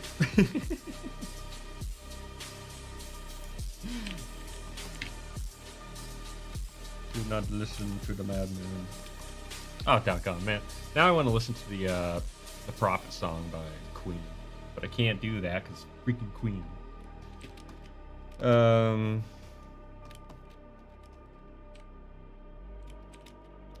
Okay, let's see here. This is coming along.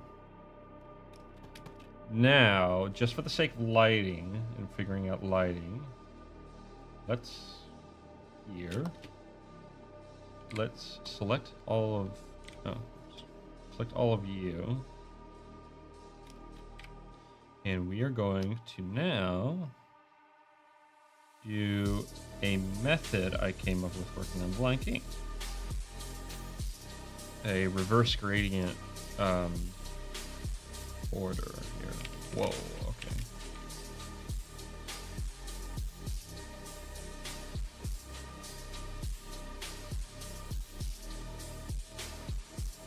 And, oh, I am on the wrong layer.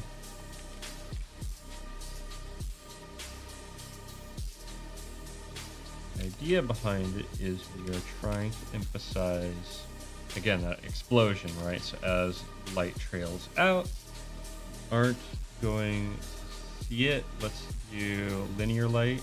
Ooh, there we go. That's almost it. Also realizing that color hold is becoming a problem, so I might. We'll mess with that here in a second.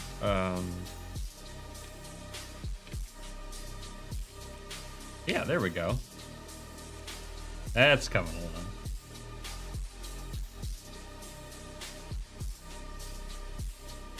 Ask Anthony Harris if you can do some of his illustrations. The problem is I like to change up what I listen to quite a bit.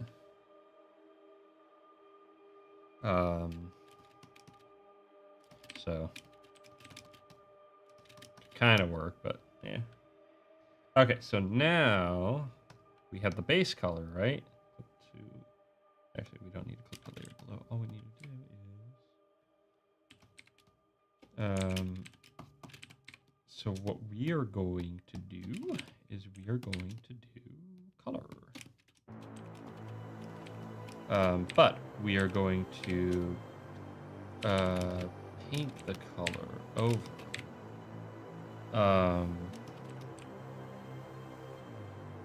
Or light, my mistake. Catch you later, Bruder. Have a good one. Thanks for stopping by. I really appreciate it, man. Okay. This is one of my favorite brushes. Let's see if we can make this work.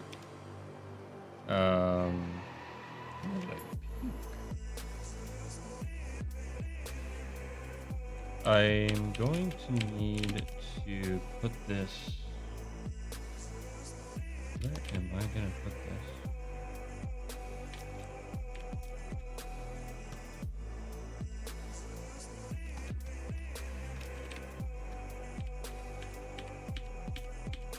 Also, I'm gonna need to do one area at a time.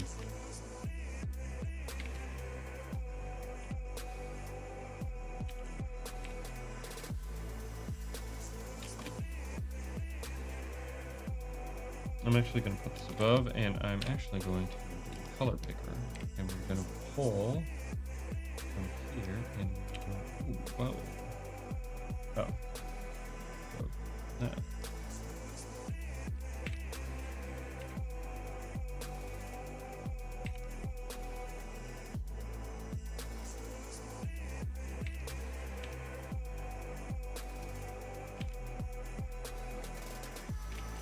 We're going for a nice texture look. So that's something that I feel like is missing from a lot of my work, is these nice textures you get with the brush strokes. So we're going to emphasize that for once. I'm going to throw in a little touch of aqua.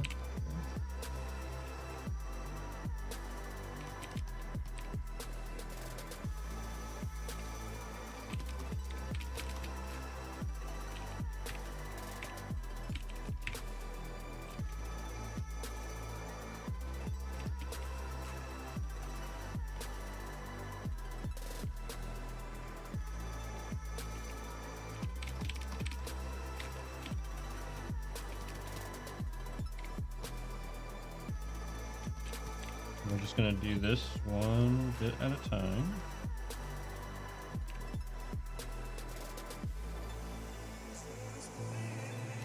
Right here.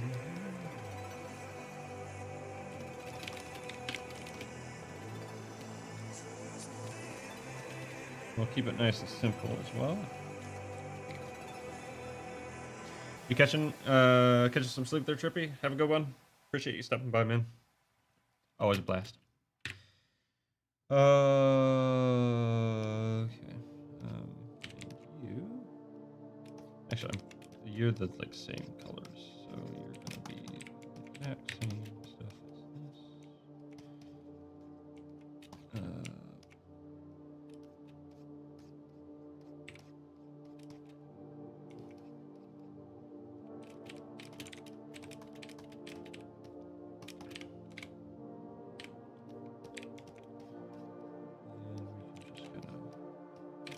That. And we'll be doing shadows as well, so that'll be good. All that. Stars will come later. I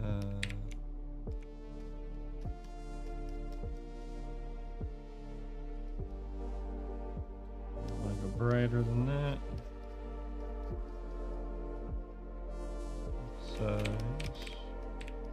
What we're emphasizing right now is bounce light. So basically light bounces around, it hits other objects, it carries with it some of the lighting around it, or the other colors around it.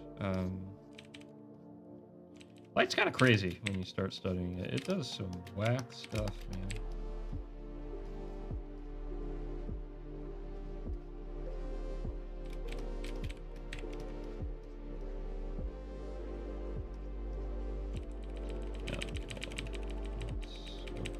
That away.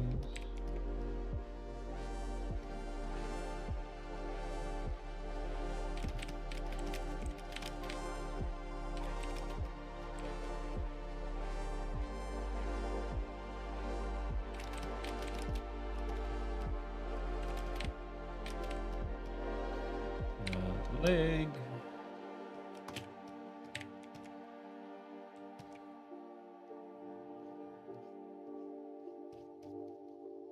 Actually, we want, so I like that for that, but let's try a different brush for the leg.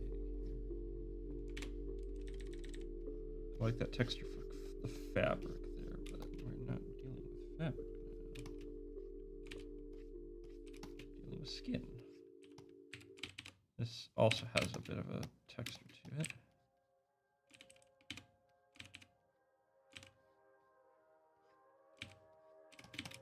Fabric kind of texture.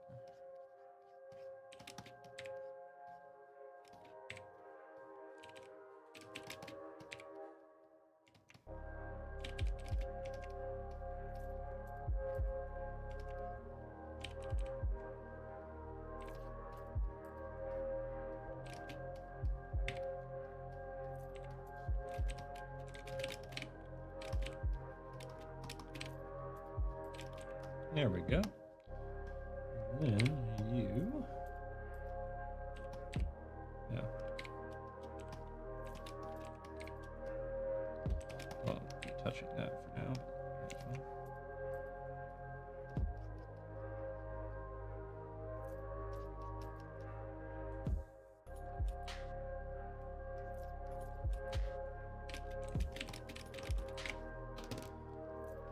All right, there we go.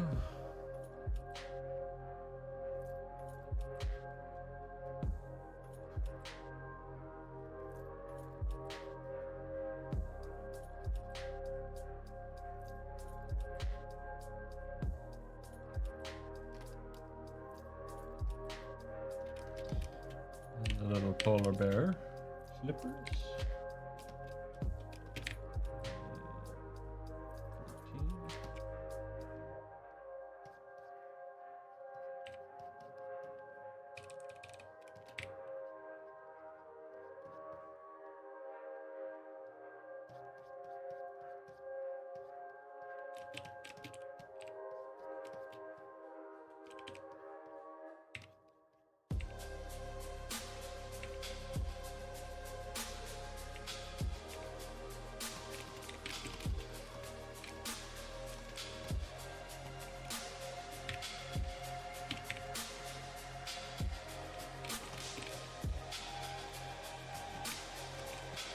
I'm gonna actually do this a little bit more.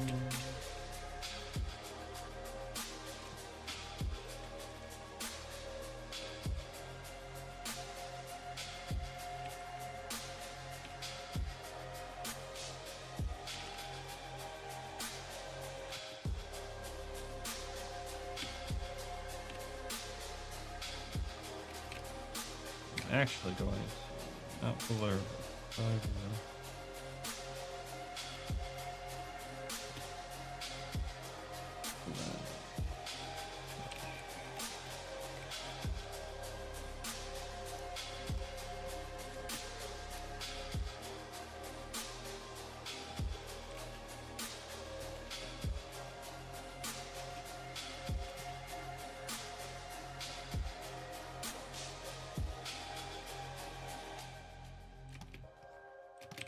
there we go.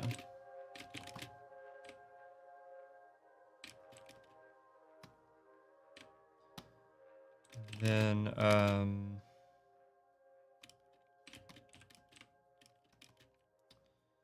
let's go ahead and do the door next, because I'm curious how I want to render that. Whoops. I don't think that's the right texture for it. I'ma be honest. Actually, and then, so everything within the dark is going to be its own. Let's try. What do we got?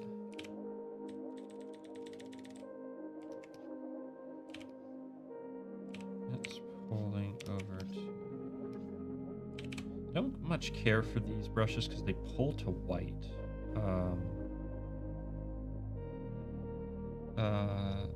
And I'm not going for that right now.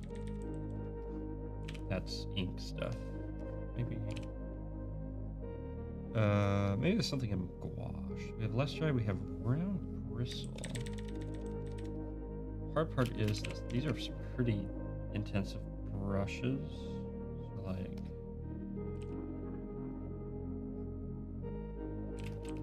they're awfully slow. Also, that's not the right color.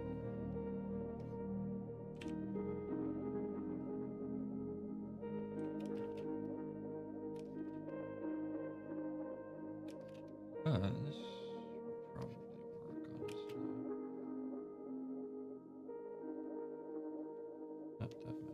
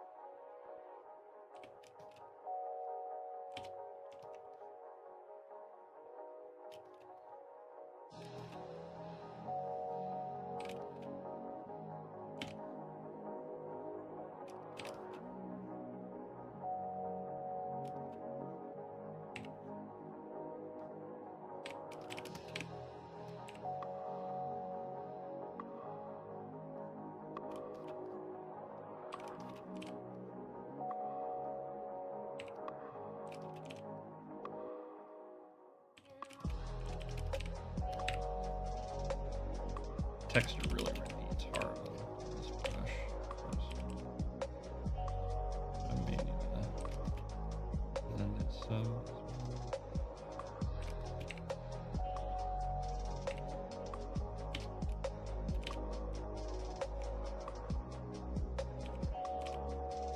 Let's throw some red in there and we'll see what that does. Because technically that's what we're pulling from. Okay. Now, let me go to my Japanese blurring tools and let's see what we can do with these.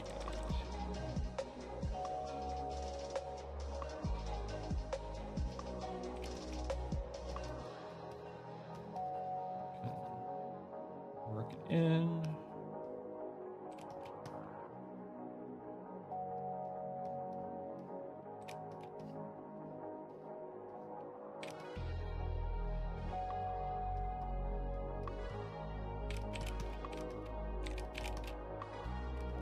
Okay, that's almost there. I actually, you know what? Hold on. Let me go to my Japanese watercolor and see if I can just do something with that.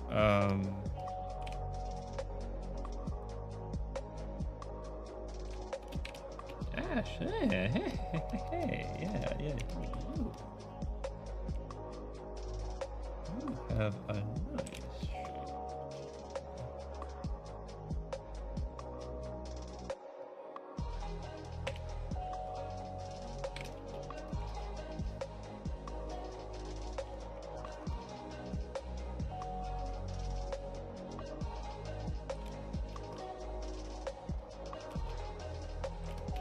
And then, for the fun of it, let's throw in a real wild card color here. Emphasize sort of the bouncing light of the room.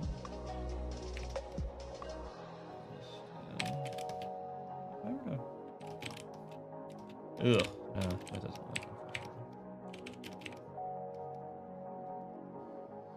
Yeah, no, that's exactly the kind of texture I'm going for. I'm actually going to start emphasizing those brushes a little bit more, especially in the more open areas, because they're good for filling in those kind of lame, sort of just blah areas. There we go. Fun of it. Let's bring you up.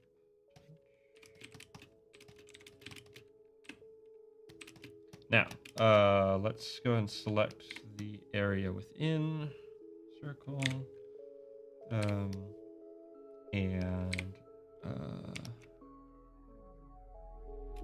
go. And what we're gonna do is we're gonna kind of like,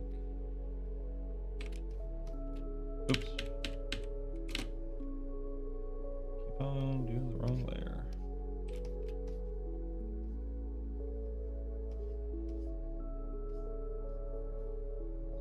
That and pull more towards that blue. Back.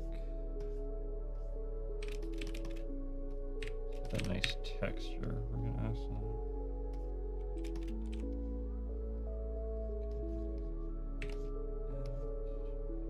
Go forth more. Go for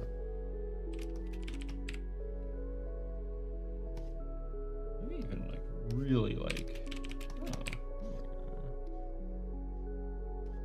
Emphasize the redness of the door a touch more. Thank you, Trippy, for your contribution. That was a very good call for the red. Appreciate that. I know he's gone, but still.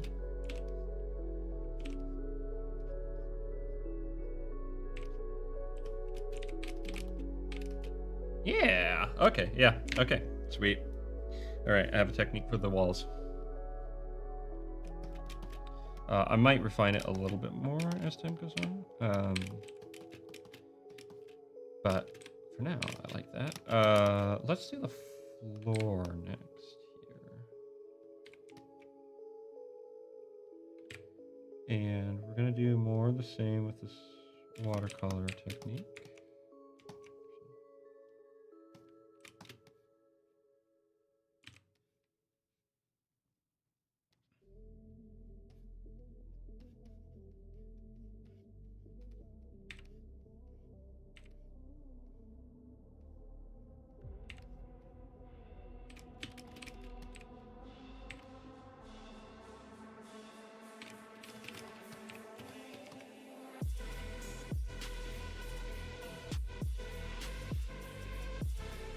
Throw in a kind of wild card red. Bring some color difference.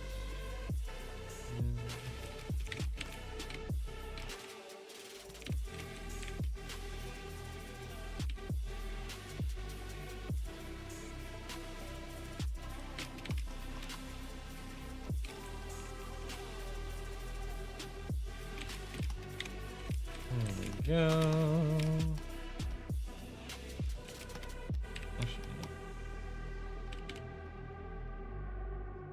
Go ahead and push that down a touch. Bring in some more of those shadows.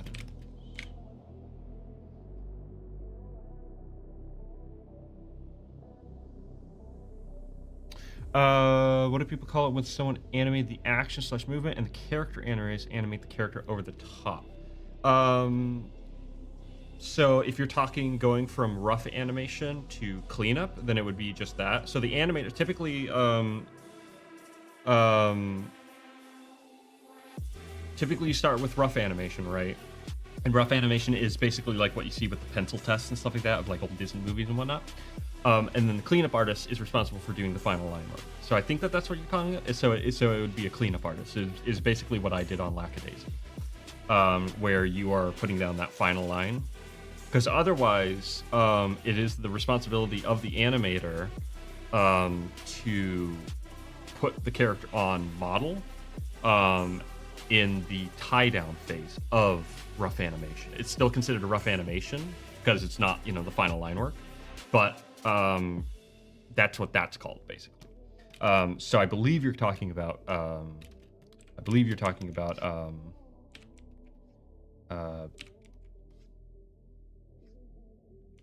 Whatever the heck, cleanup, though. So.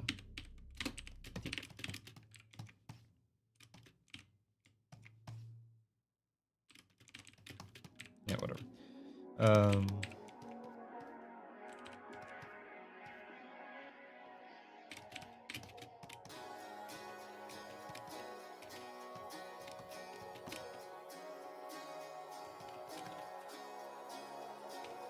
Technically, well, actually, no, the light would.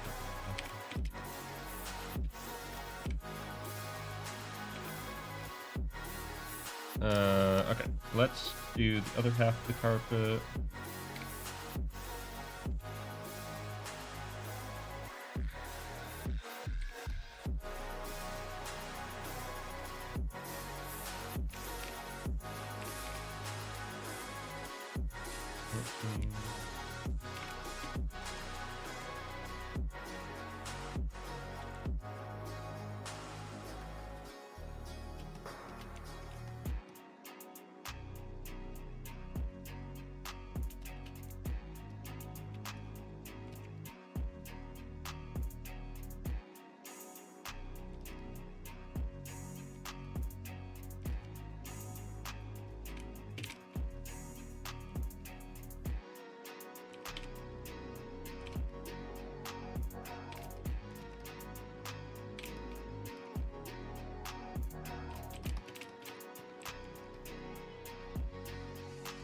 And I'll show you guys a trick to make make your like characters look like they're more standing on something, because right now it kind of looks like our foot's floating.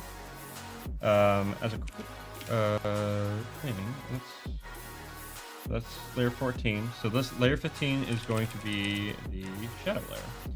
And basically, so when you get close to standing on something, what ends up happening is you create a large amount of what's called ambient occlusion, and if you're a gamer, you should know what that means. But for those of you who don't, basically ambient occlusion is as objects get closer to one another, light is able to penetrate into the creases and stuff like that a lot less, and so it actually creates these very localized shadows. So when someone is standing on something, there's something called a contact shadow. And so where their foot or their hand or whatever is contacting the object, there should be more of an emphasis on less light. That can be done with, for example, thicker lines. That's why the bottom of her foot, except for the arch of her foot. Actually, I just realized that isn't the arch of her foot. Whatever. But that's why the bottom of her foot has thicker lines, is because it is contacting with something, whereas the top, it isn't. It's floating in space. Because remember, lines aren't lines, lines are light. That's where you're emphasizing. Hold on. This here. Pull down. Far. And I'll put it back. It makes it look like a fluffy carpet as well. But yeah, So that's kind of the idea. Is you're dealing in light, right? So as you emphasize,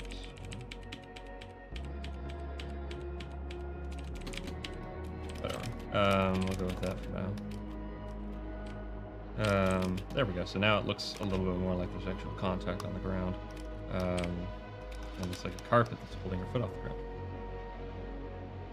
That's okay, guilty.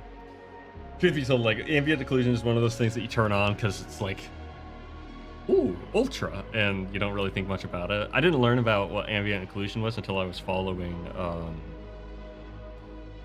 rather, I learned about it when I was following Overgrowth, and the guy talked about baking ambient occlusion, and I didn't know exactly what that meant at the time, but I do now. Okay, but for now, let's keep going on the light train. Let's do the wall next.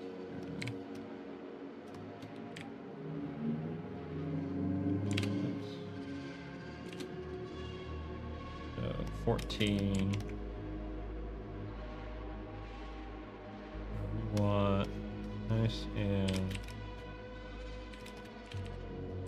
Actually, I'm not sure I need to do the separation technique.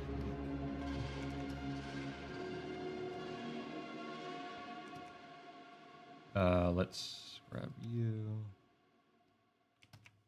And we're gonna throw in some purple. Purple looks nice with this blue. Give us a little bit more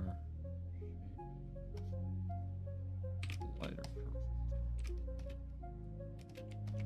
Here, darken.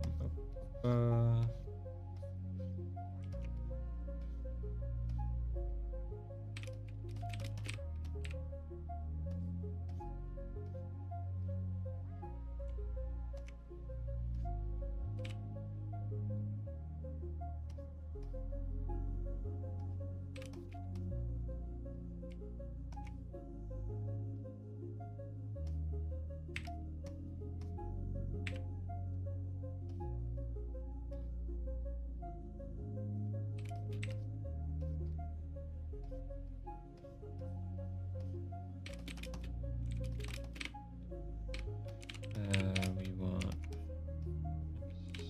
light.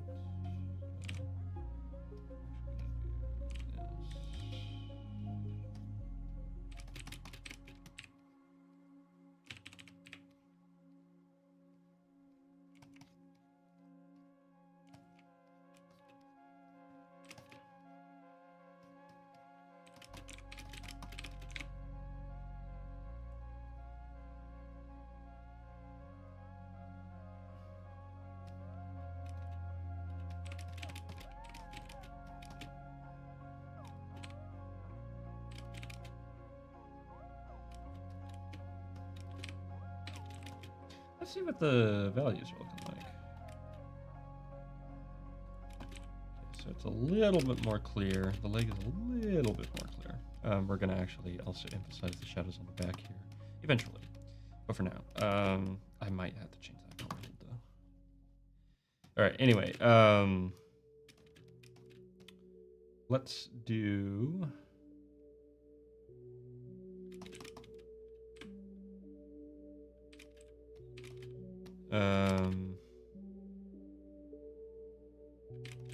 do I want to emphasize that more? I kind of do, actually. Let's really bring some brightness to this spot here. And actually, I really like the texture layer there. So what we're going to do is we're actually going to grab you and scrape in some tones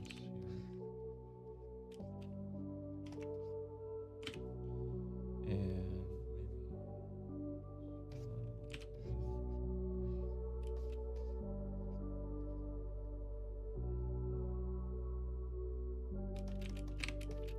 I'm kind of going for a like title card kind of vibe that you see in a lot of cartoons. Something with a bit more dimension. Something that looks a little bit dreamlike as well, because Japanese watercolor. So that's kind of the vibe I'm going for with this whole idea, is just this kind of weird, like, dreamlike state for these characters.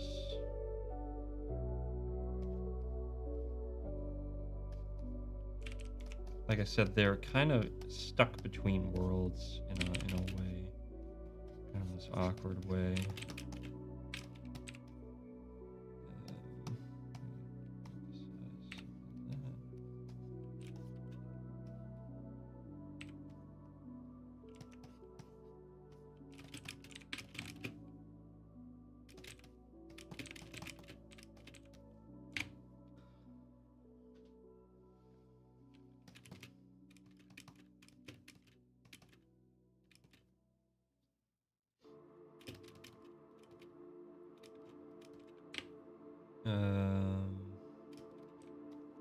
May actually see what it's like to blur this. Just for the fun of it. So if we go to blur, we do Gaussian blur. Really blur it.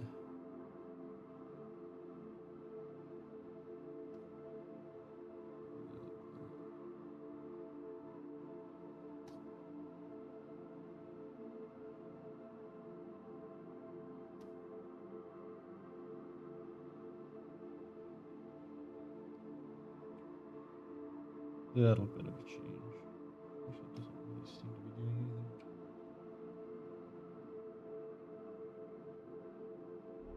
Yeah, whatever. Probably won't end up doing that anyway. Okay. So now let's do the thingy. Actually, we are going to separate this. 14 and lighten it. Bit of a texture here, scrape some tone onto it, all the way up.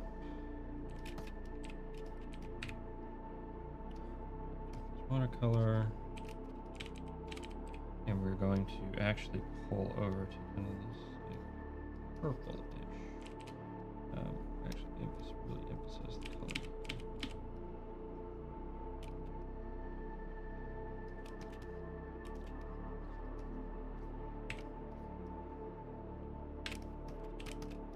And brighter.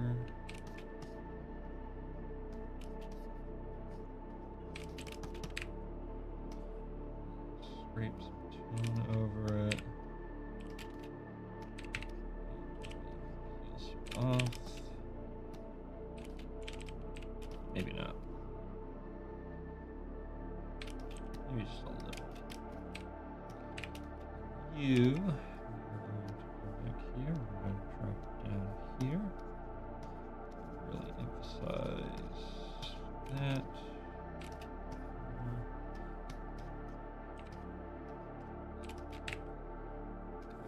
here. Scrape some tone away.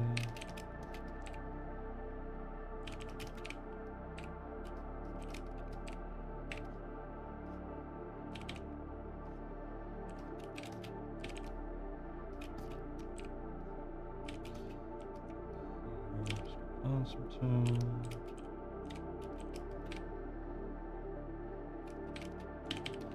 And get back here, and we're going to create some kind of transition. Actually, let's try.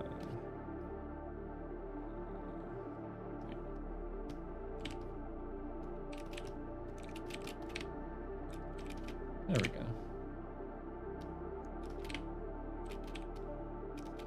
Now we do the other side. Do the same sort of method here.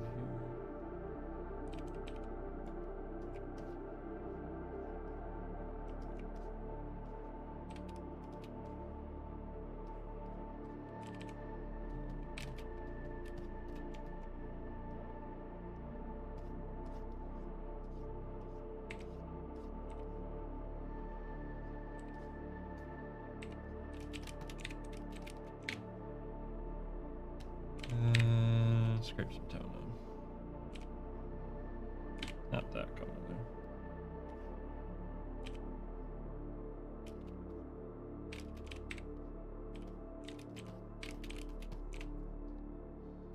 Okay. All right. Let's do. What else we got? Do this. We can do the internal carpet area. Let's do the internal carpet area. And no, we're just going to go for it. Woohoo! That's the wrong color. We're gonna actually go a little bit darker here.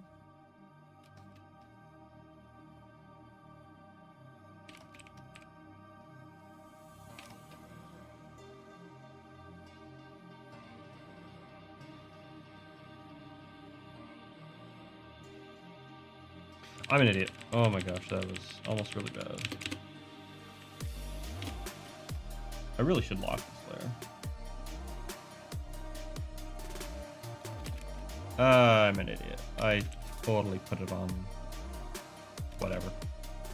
I'm gonna lock this layer so I don't make that mistake. Whoops.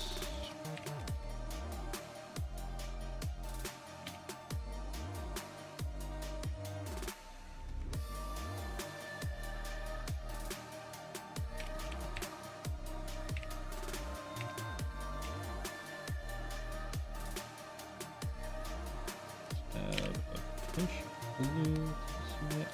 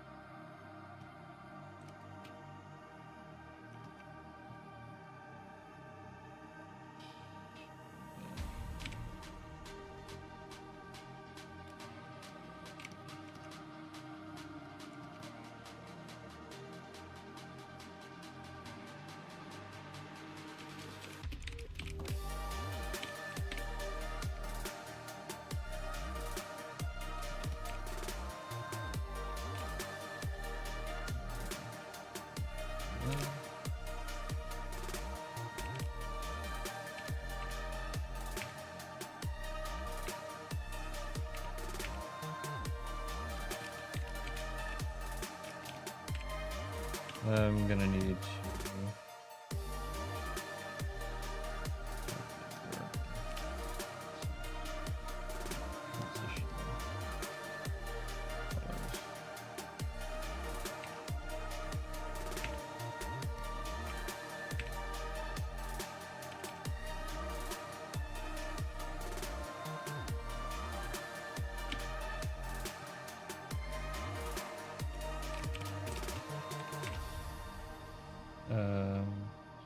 red.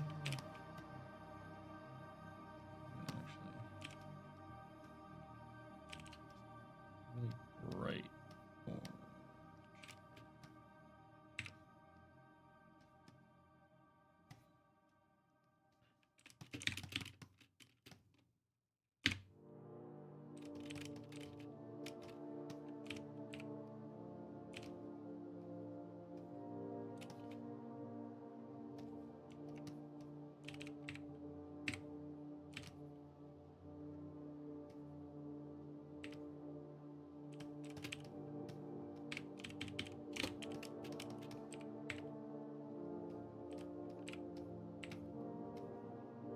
Oops.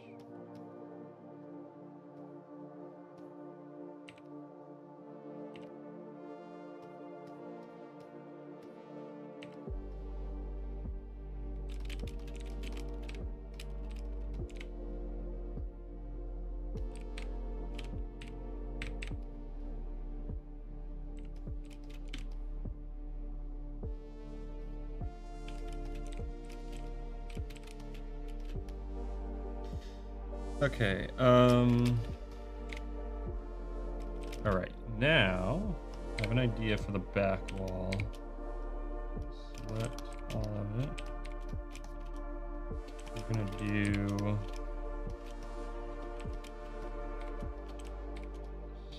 nice texture for it. Also, I need to change that color.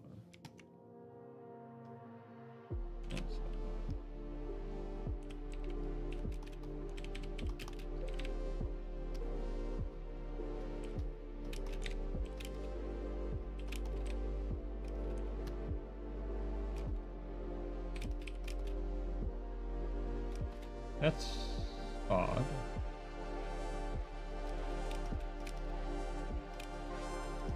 Hold on.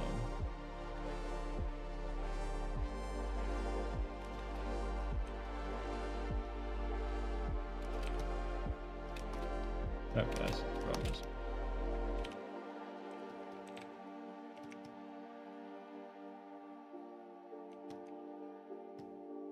Oh shoot.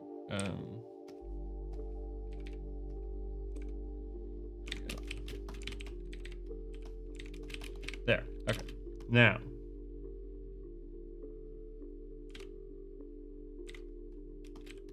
Time is it? Oh jeez. It's almost been 3 hours. If you couldn't tell by the fact that the sun is almost set.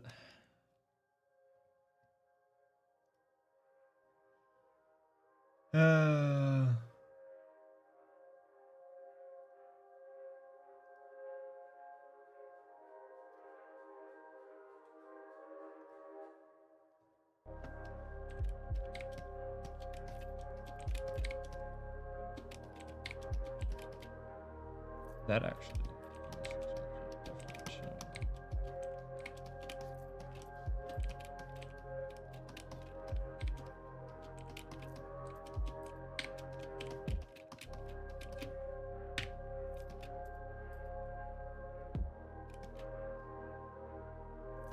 14. Okay, so now we're gonna go gouache. We're gonna grab color picker. And I want a nice scrape tone. I could use this around Brussels. That could work. Let me turn on some lights. 1 second.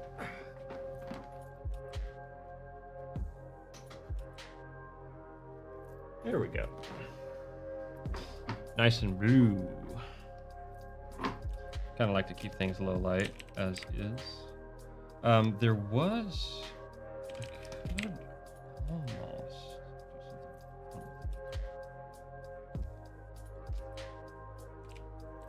See what happens. Oh. I need to. That. Okay. 14.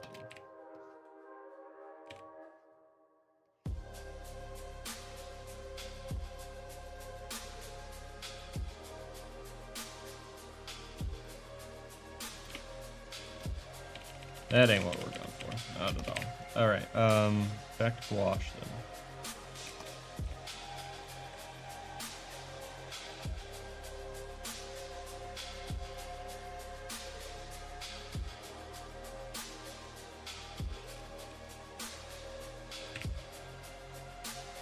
I'm actually gonna. It's not that dark. I'm gonna lighten it up.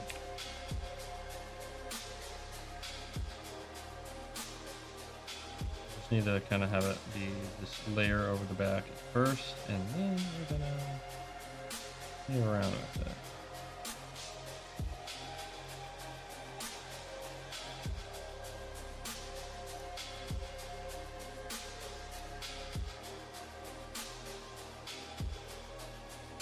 Right now there's a lot of contrast happening with it, but we will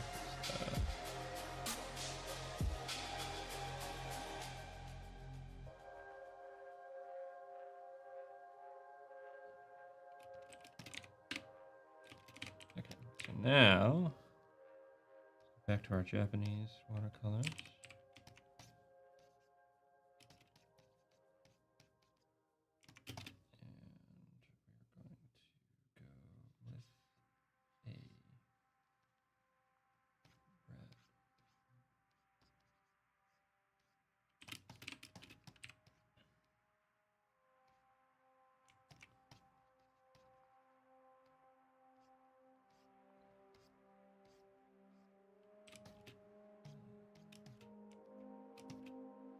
And we want sort of a transition of like a deep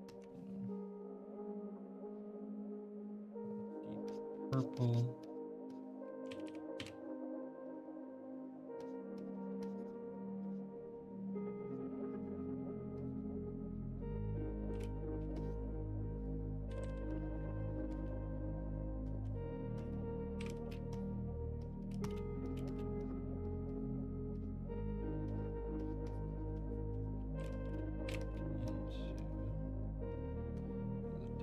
Crevices.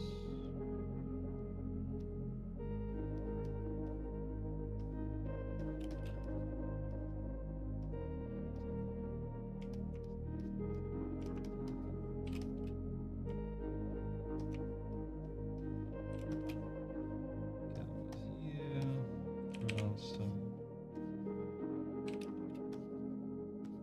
color bits here and there.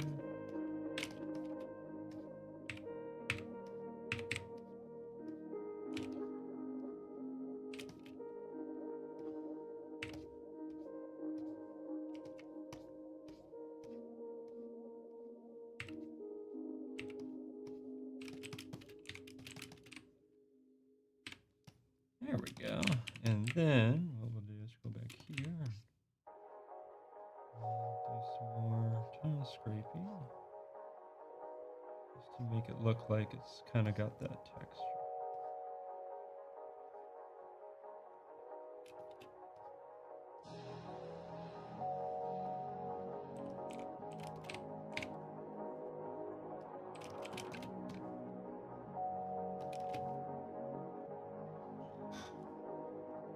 Yeah, I like this light.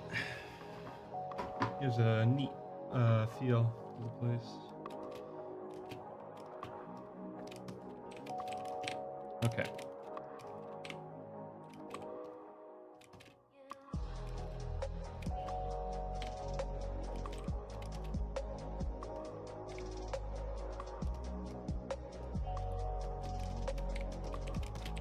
Now, 14. This, we're just going to use margins. Watercolor 4. Ourselves some interesting colors to play with. Back them off.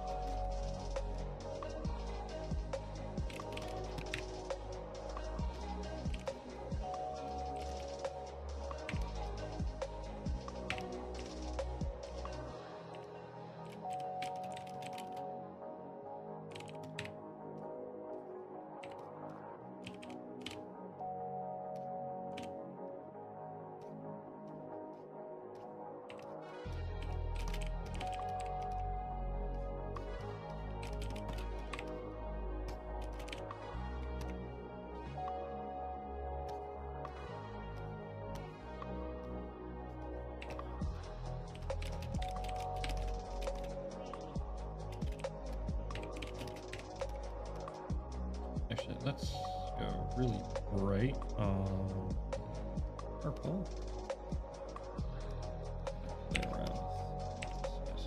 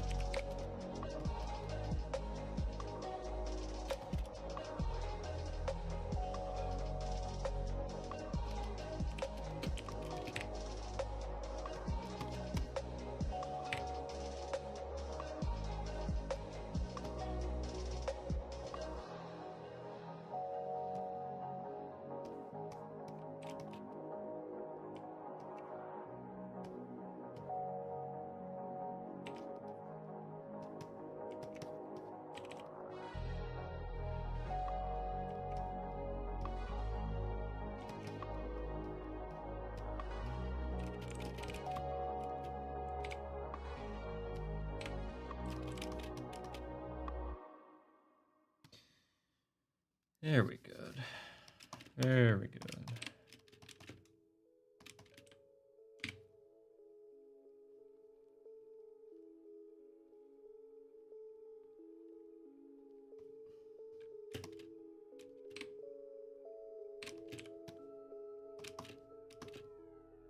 Okay, so let's do the box now.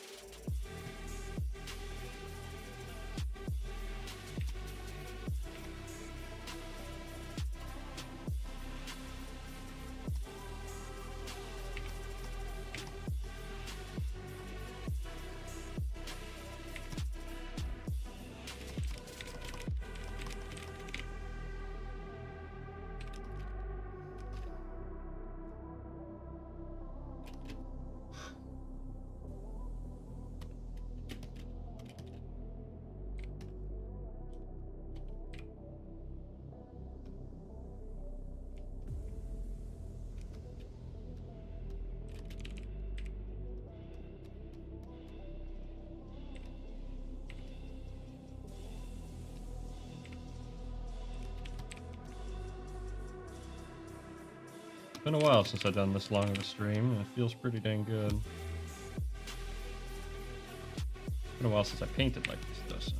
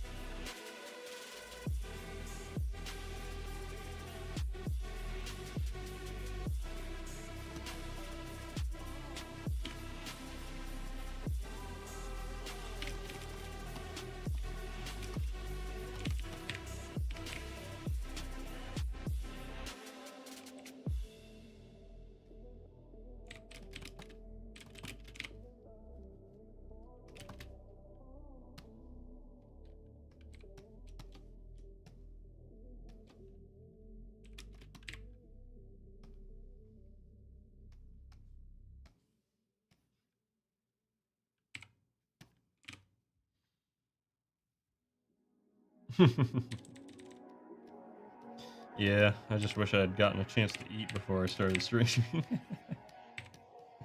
I've been kind of not eating enough as of late, unfortunately. Not that I'm trying to. Trying to, like, not eat, that is. But, man, I just keep on... It's not even that I'm necessarily forgetting to, it's just that, like...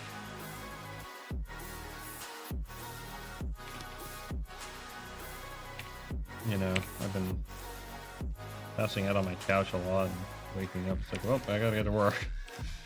So, kind of unfortunate. We'll go with that.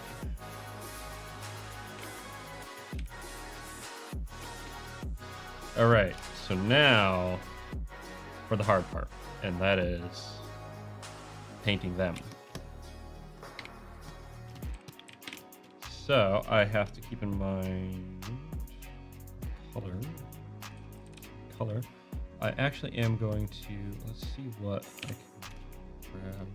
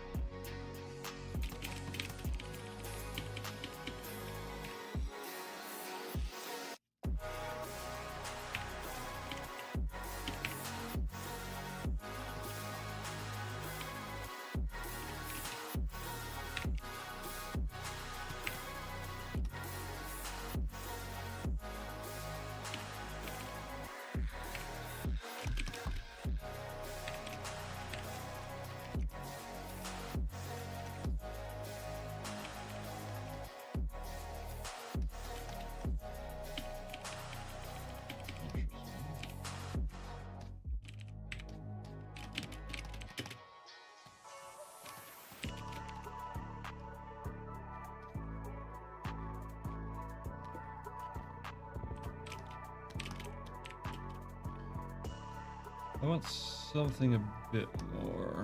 That's not what we want. We want to stick with the Japanese. Not really, honestly. Actually, it's not the right texture we're going for. But maybe in here.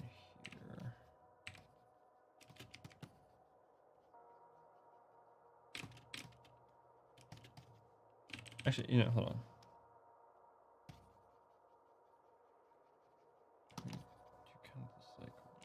Very green kind of look.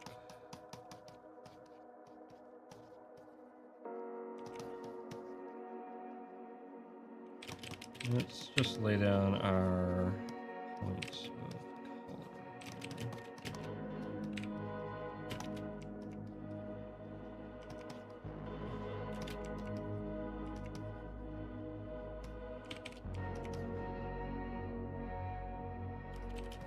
All right, sounds good.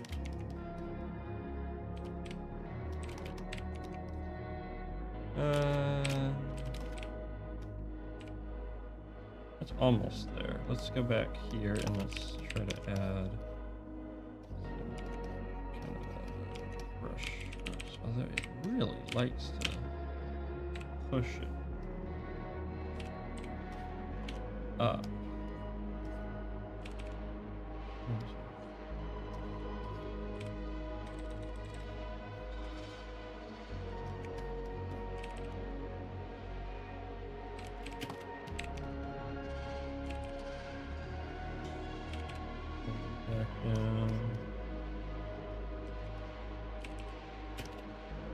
Oh, I know why.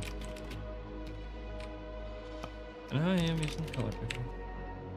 Let me turn off this.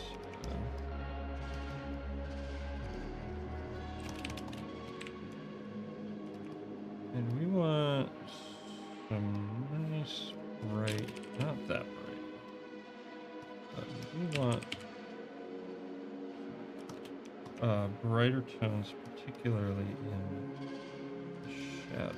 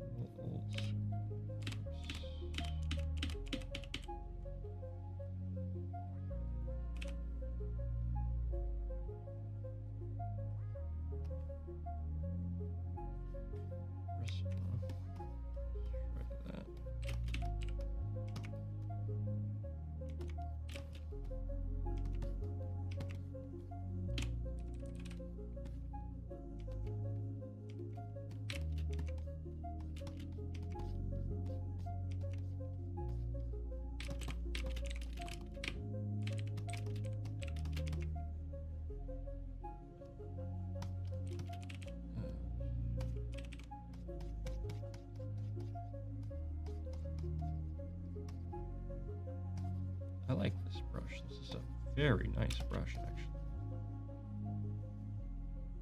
Oh crap, did I rearrange something? Whatever. Not gonna worry about it for now.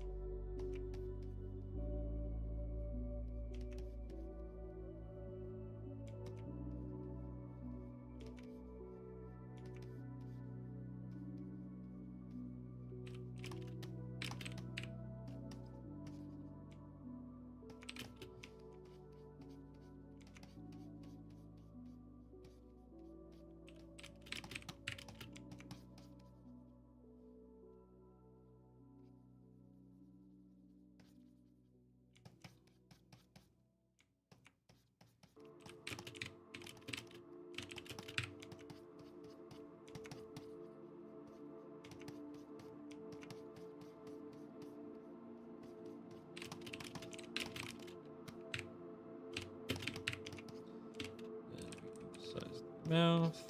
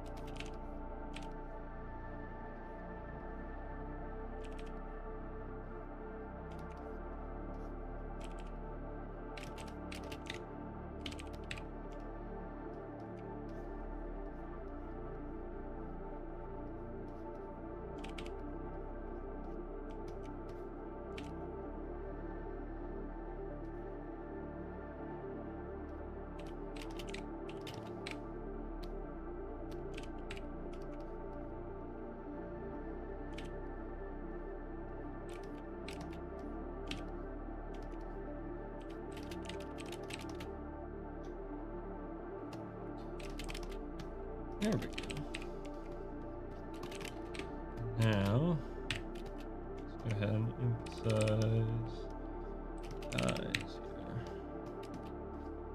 His eyes are a little bit sunken in.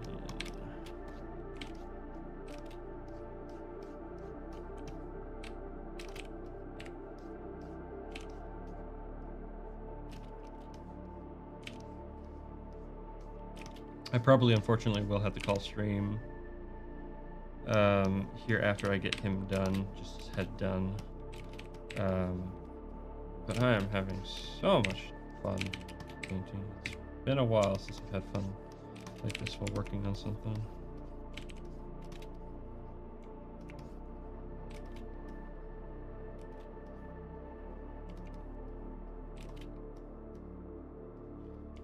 I feel invigorated.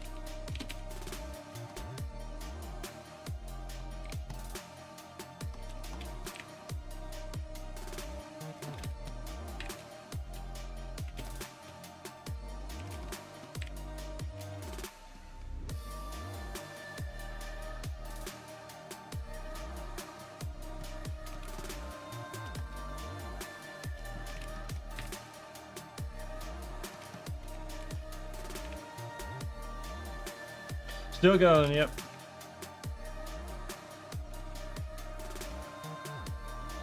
On to coloring this little guy's face properly. This is a technique I've been wanting to develop for a while, this like kind of overlay painted style, so this is really good that I'm finally doing that.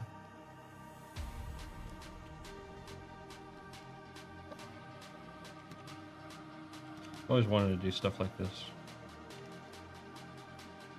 And now I can! Yay!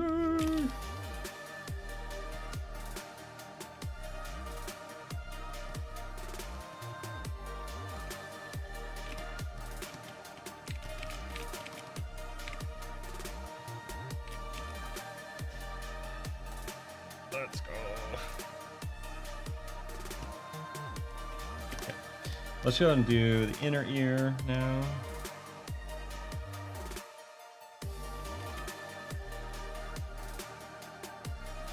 Yeah, it actually, funny enough, Old School Bristle is the name of the acrylic. So it's an acrylic style emulation brush. And yeah, it definitely feels like a dry brush type. Those are my favorite. Like, honestly, like, that's kind of the style that I really look for, is kind of dry brush stuff. Because it has a nice feel to it.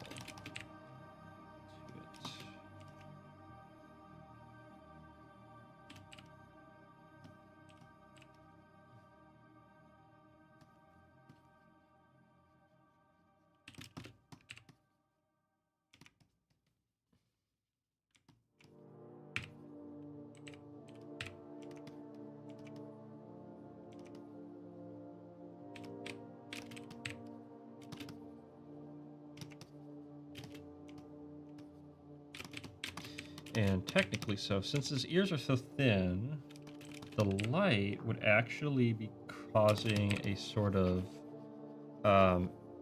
subsurface scattering effect. So that would mean yours would actually kind of glow, and I'll give you that a touch. Go with that.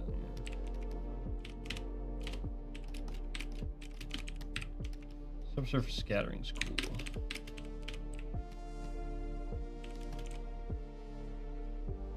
I've never done miniatures actually. That looks like that looks like it'd be tough. So some of those miniatures, like, they're not big. Like, that is not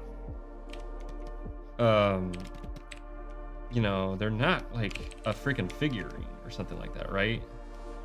Obviously, like, haha, the name miniature, like that kind of says it all, right? But I think I'd have a really hard time because, truth be told, my hands are like super shaky. So I have a hard time doing like really dexterous things sometimes. It depends, but like I think miniatures would be like a heck of a thing for me to do. Kind of sucks, but at the same time, like, I'm not really missing out on that much because I don't collect miniatures or anything like that. I'm not into Warhammer or even D&D or anything like that. It really typically emphasizes miniatures. So I've never really felt the need.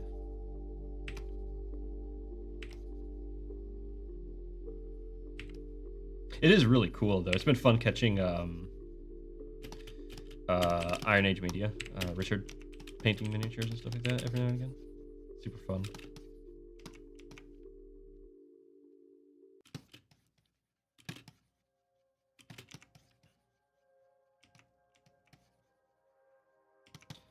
I can definitely appreciate it. Appreciate the effort that goes into it.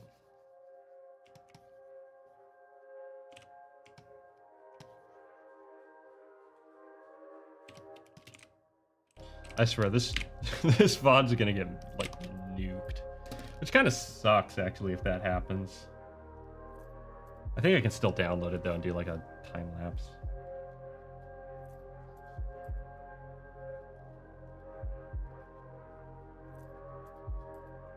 Yeah, that's part of the reason I do digital art for sure.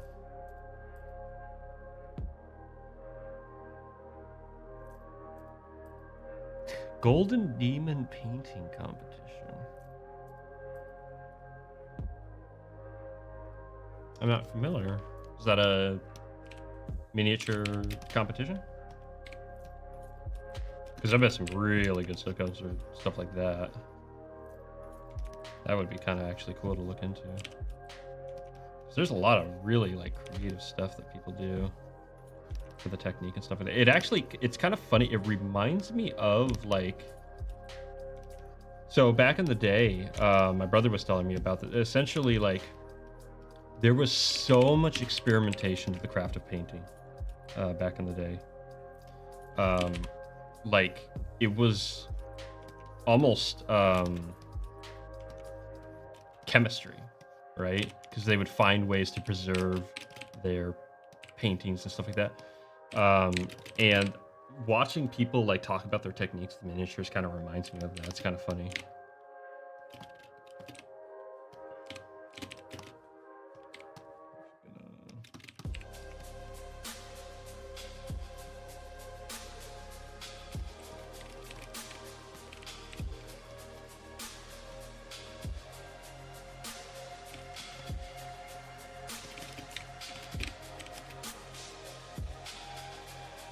The giant demon, the man who painted a fold each. Wow. Okay. About 8 months. Wow. That's. I bet that was a heck of a piece to see. That's really cool. Shame that it got disqualified though. Huh.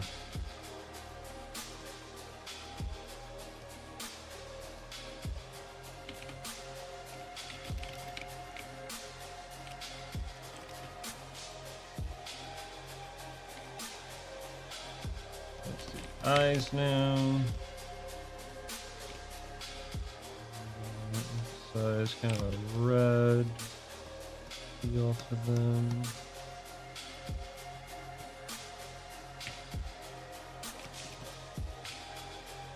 This I might actually use for a different feel. I might use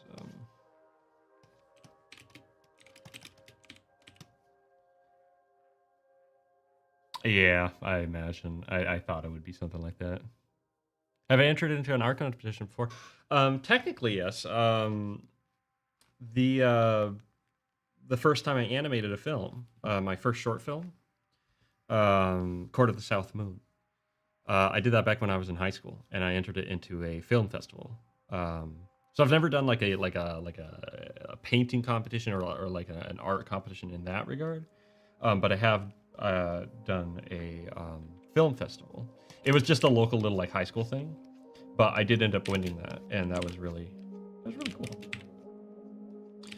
Otherwise, not really. Honestly, I don't know. I just don't do a whole lot of like art competition stuff.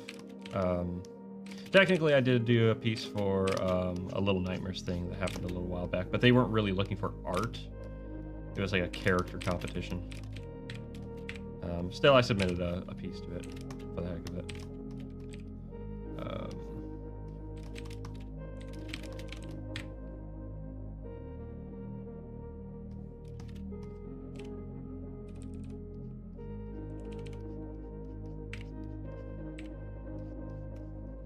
The only trouble with these brushes is that they really rely on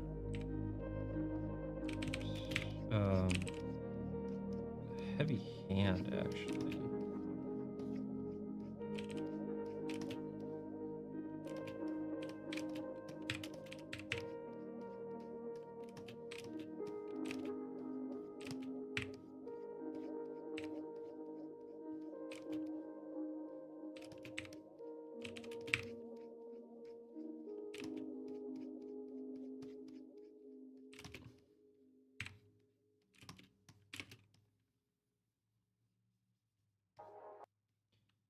Come on.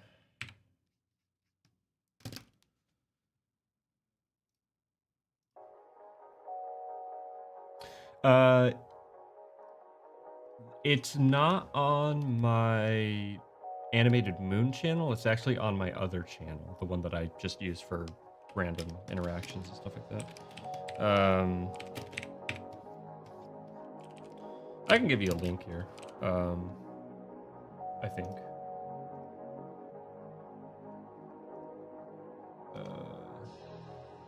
Yeah, here we are.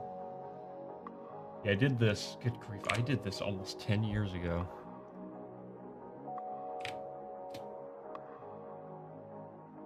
There you go.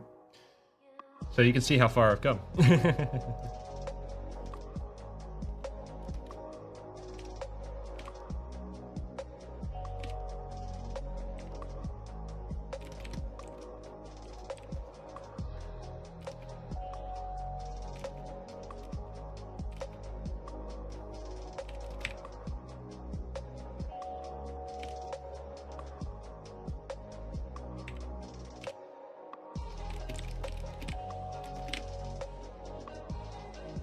I actually really like that. I love the depth that that's getting. Oh my gosh, this is awesome. This is so much fun. I wish I was faster with this method. That way I could do comics in this style, but man, it is just too much work for that, unfortunately. I could probably do a simplified version though, maybe.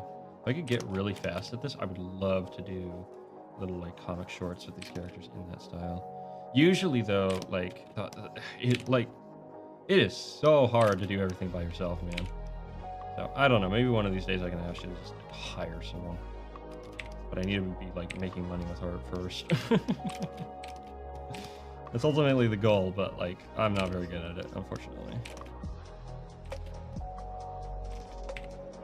I need to get my, that reminds me, I need to get my Ko-Fi set up to be a bit more robust. and actually offer stuff to people so that they have an emphasis to support. So I want to give something to people that way. There's that exchange, and I can do more. I have more of an excuse to spend way too much time on this stuff.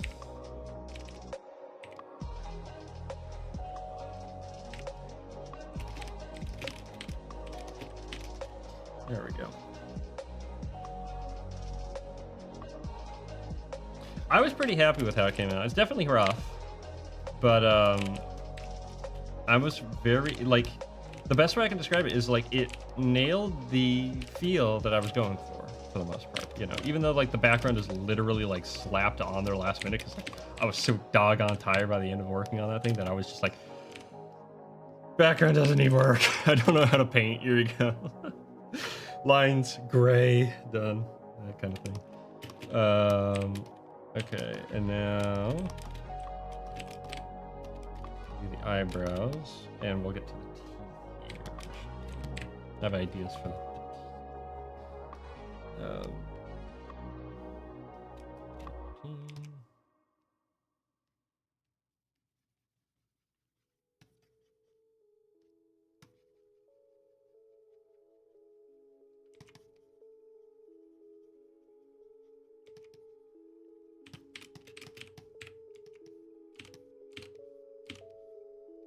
This dude's got eyebrows.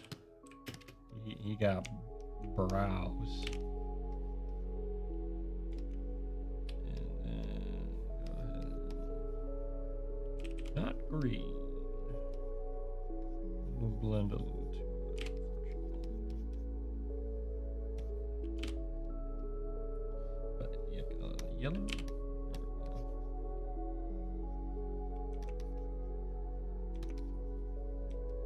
I will say dry brushes can be a little bit, especially like specifically digitally, they can be a little bit of a hassle because of the way that texturing works.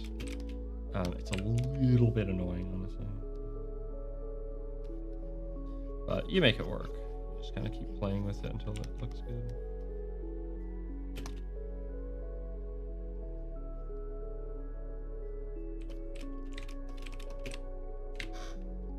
There we go.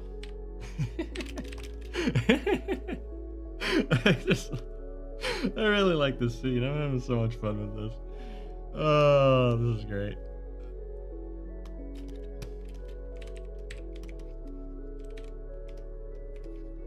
Yeah, we're getting kind of desaturated. That's the other kind of irritating thing.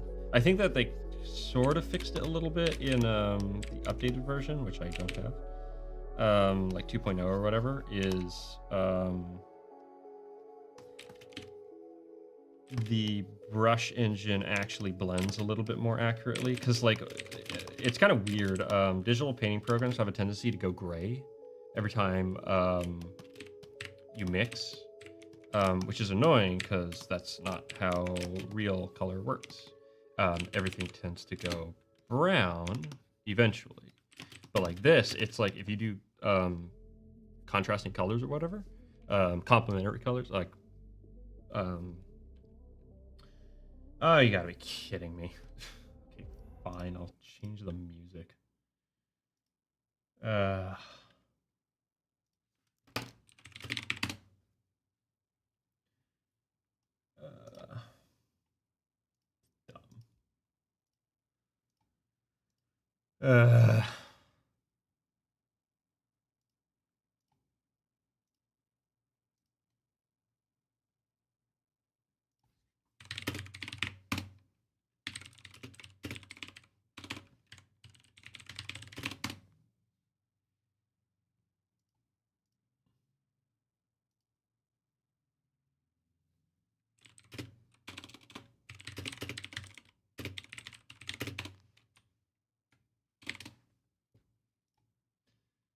What can I listen to then? I think I can listen to this. I can't listen to all of that though.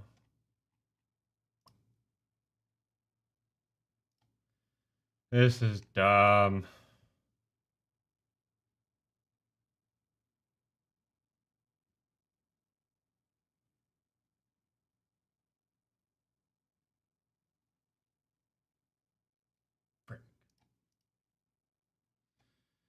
This is stupid, man.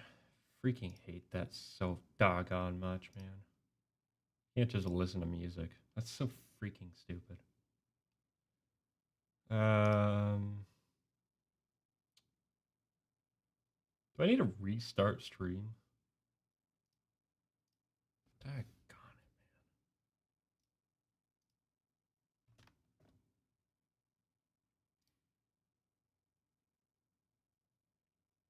it. Okay, I think we're back. Frick. Come on.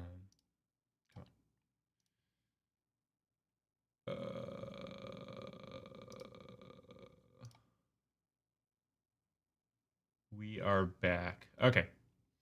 Yeah, just YouTube being dumb. It's like I thought that they were supposed to work on a thing where it's like, oh hey, if you like listen to a song or whatever, it'll just count it towards the thing or whatever, the spins, because that's all these people are freaking obsessed with. Um, like they don't even care about the music. The fact that I'm listening to the music is not like even the point. It's the fact that like it's like, wait a minute, you have like 3 people listening to your stream. That means we're not getting spins. And it's like, who cares? Um,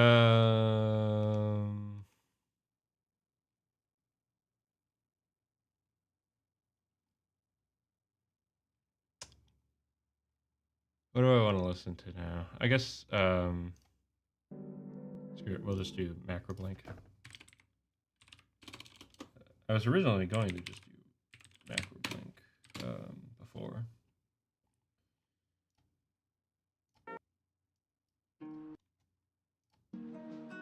Really, I should probably be wrapping up stream, but I don't want to. Because I'm having so much friggin' fun. It's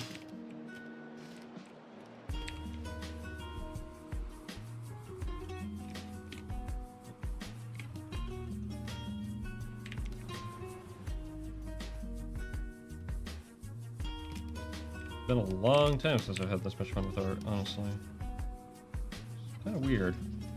I've been enjoying it, it's just not in this same way.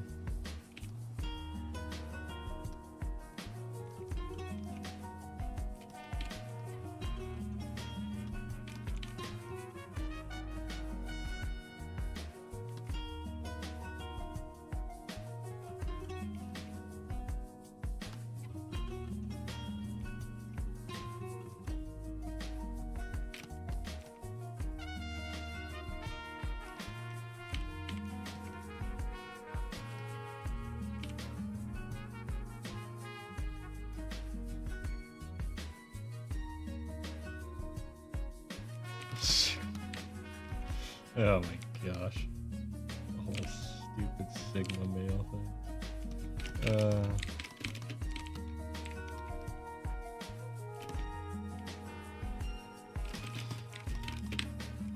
The best way I've heard all that described is that's like astrology for men. And I have to say, I completely agree with that.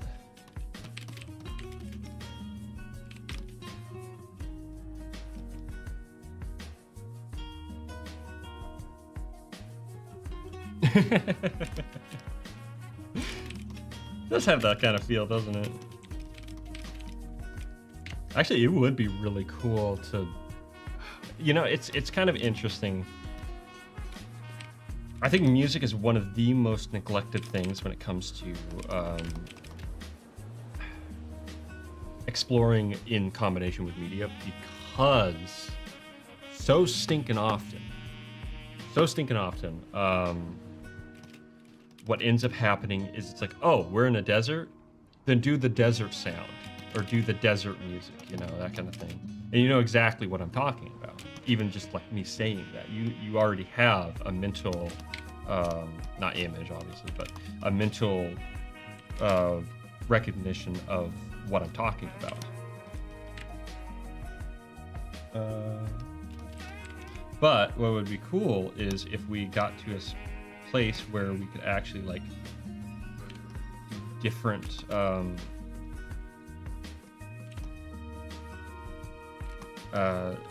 stuff, stuff that's actually different, you know.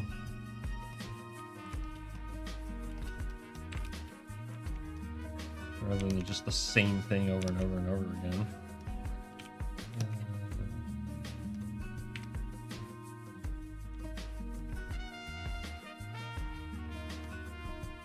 Like I like heck listening to oh shoot, there was something I was listening to. I was just like, I would want this music for like this kind of story, and it's like something that like you wouldn't typically do, at least in a Hollywood setting. But man, it would be cool. It's actually what I really love about like the Berserk soundtrack. You know, the work of Susumu Hirasawa, which I freaking wish I could listen to on stream because it's so good. Just was so perfect for that. It just, oh my gosh, it's so good. If you haven't listened to Susumu Hirasawa, or would it be Susumu? Whatever. You owe it to yourself, because, like, man.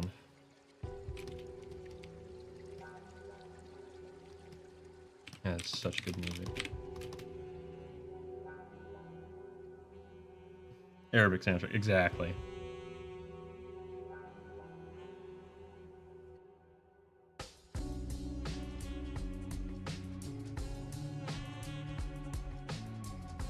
MBTI, I have no idea what MBTI is.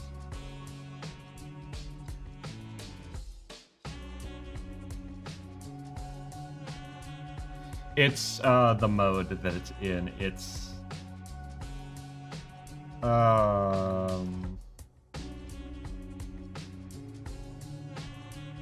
Canadian or something. I can't remember all the modes.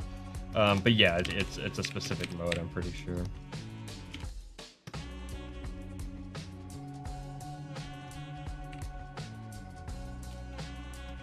But yeah, so often music is so disappointing in movies, especially like, man, like it is so often that like they get the same, like I remember after freaking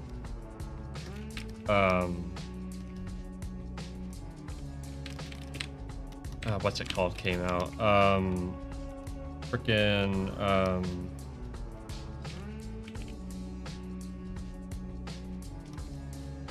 what's it called? Inception. After Inception came out, man, that was it. It was done.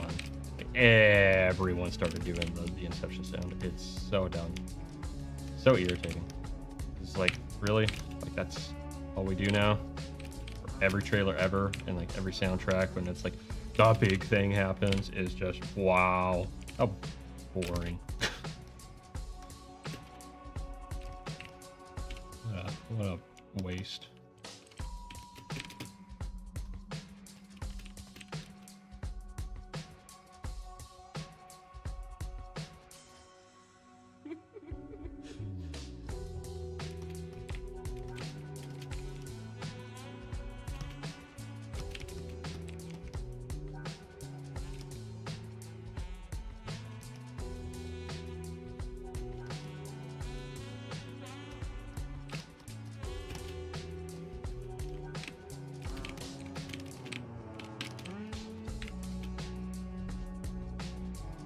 Favorite superhero movie OST/theme?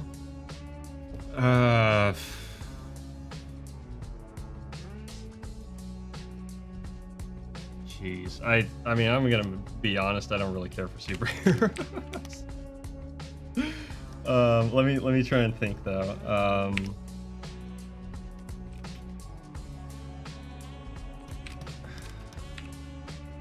Is there a theme I really like in a superhero movie that I actually like? Or let me try to get creative with it. I mean, I will say the original like Superman theme from like the 40s and stuff like that, pretty good, pretty dang good. But I don't know if I'd say it's like my favorite. I don't like listen to it. I don't listen to a lot of like movie soundtracks, again, like because so often they're kind of disappointing to me. Let me think here.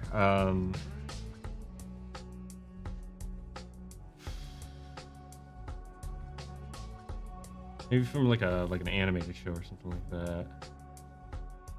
Oh, One Punch Man. Yeah, the One Punch Man theme, the first theme from the first season. Yeah, I'll go with that one.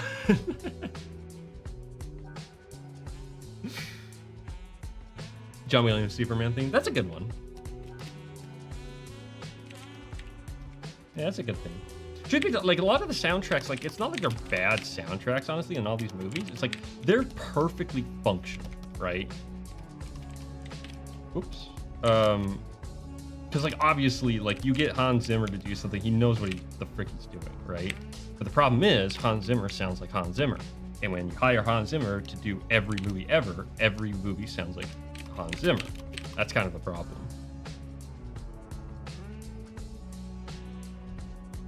Only soundtrack you listen to is Lord of the Rings. I've listened on occasion. Every now and again, I'll put on the soundtrack to The Adventures of Baron von Munchausen, 1989. That is a fantastic soundtrack. I don't know. I just feel like soundtracks could do with a tune-up to help them emphasize the actual like stuff going on, you know, rather than just relying on sort of this like cultural recognition. It's like, oh, this song is happening, therefore this is the scene kind of feel, right? Or these types of things are happening because it's familiar kind of vibe, you know. Every now and again, you'll get a soundtrack that really like it's like, oh yeah, we're doing our own thing.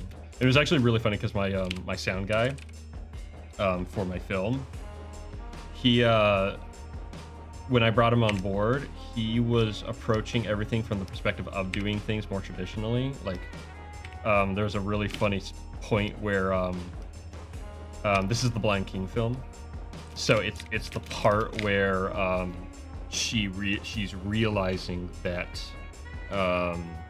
she's going to lose, basically, right? And so he's like, oh yeah, for this part, what I'm thinking is we do like the kind of spider string thing, the pizzicato, basically is what it's called. But it's when it's the creepy violin string stuff, you know, where they're plucking the strings and whatnot randomly. And I sit there and I'm like, nah, bro, we ain't doing that, because like literally everything does that. That's not going to work for this film that is trying to do so much different, right? And so he's like, wait, so what do we do? I'm like, we gotta figure something out. We have to make the music based on the scene, not based on a kind of preconceived notion of what things go with what just because someone else did it. That wasn't the point of that project. The point of the project was to do something different. And he's like, well, time to toss out every last scrap of training I've ever had. I'm like, exactly. That was a really good learning opportunity for the both of us. We learned so much working on that film. Holy crap, that was so great. Oh yeah, the old westerns. Yeah, definitely. Very creative. And the other thing, the really big thing is like letting the scene rest without music. I think that that's something that very much has unfortunately not disappeared, of course, but like has taken a back seat in terms of like what you can expect from a movie. Because oh my word, like everything has to have some kind of music going on and stuff like that. Like some of my favorite scenes from movies are the ones where it's just like no soundtrack, just the atmosphere, and it plays much more subtly with the music. That's actually something I do like about movies from the 70s a bit more, is like thinking back on it, there are so many times where they really don't just throw music in for the sake of it. They totally pull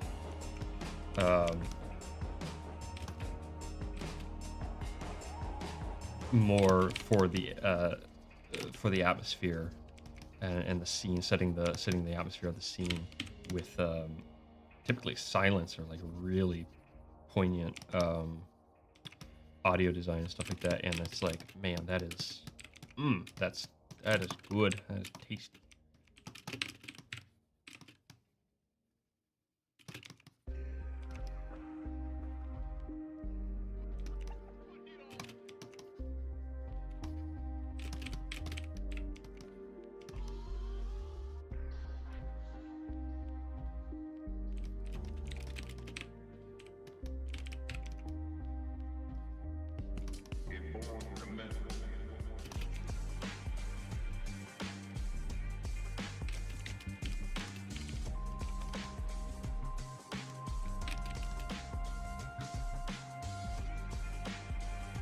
The Pianist.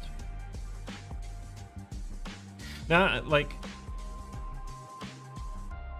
The Pianist is a different movie than The Legend of 1900, right? For some reason, both of those movies are like in my head as the same movie, and part of me feels like that's the case, but I'm not 100% sure. I don't think it is, but I'm not sure.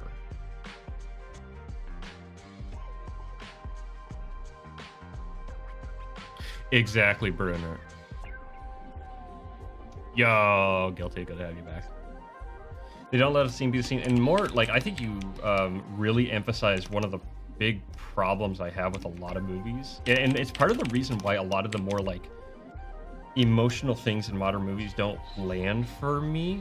Is like because there's so many movies where it's like, oh, it was so like heartbreaking, or oh, you know, it really hits you in the feels and all that kind of stuff. And so often when I watch it, it's just like, well, the problem is they're trying though. Like the scene only exists in this way because it's trying to basically emotionally manipulate you. And I mean, that doesn't necessarily mean it's a bad movie, but that does, in my book, kind of cheapen the experience. Now, obviously, like an intended effect isn't necessarily the problem, but so often, like it feels forced. It feels really artificial in the script, right? And the reason I can kind of tell is because I've seen instances where that's not the case. One of my favorite movies of all time, my favorite animated movie of all time, Song of the Sea, is one of the few movies that really actually hits me. The reason is because you, as the audience, are realizing what you're looking at. The first time I watched it, it didn't hit me as hard as it does now, right? And that's the real key. Is a lot of movies nowadays are designed to be seen once. At least it feels like in my experience. It really feels like it's like, okay, it's only meant to be like experienced once. But it's really like a movie. The metal of a movie is really tested when it's like, okay, what do you get out of the next viewing? It's why spoilers. I don't really care about spoilers myself, because I know I'm like, okay, if it relies so heavily on the spoiler that I can't get the experience, that it's probably not going to really blow me away anyway, you know. Now I do like kind of stay a distance. If I want to experience something, yeah, I'll not like look it up or whatever. I'm not the kind of weirdo that looks at the back of a book to see how it ends and then reads the book, you know. But like, I don't really care. I don't have the same like the same emphasis on it, I guess.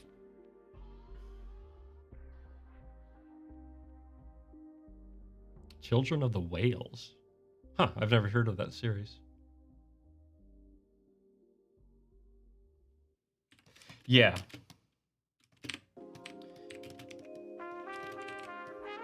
I mean, one that actually really gets me as far as music goes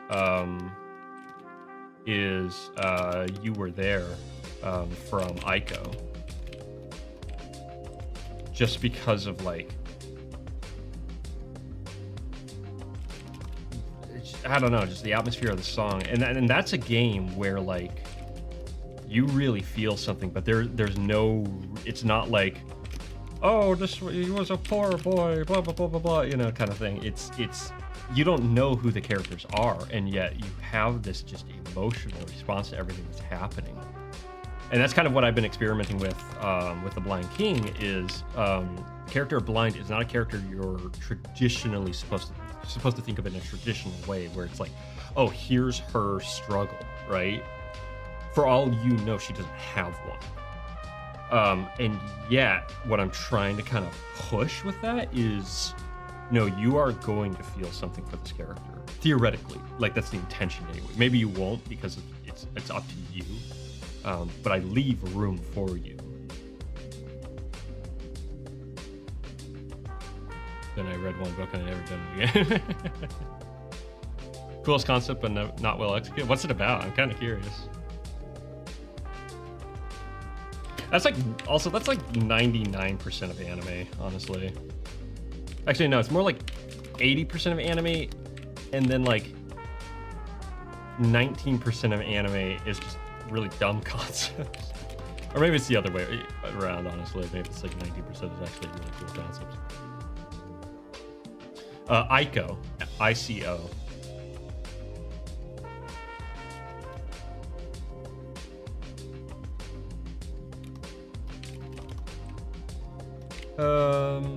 Okay.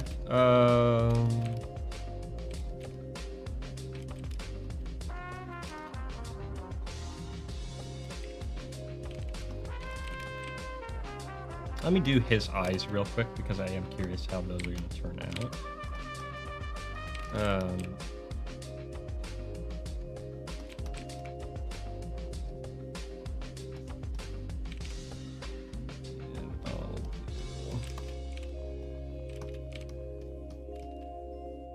More red and darker.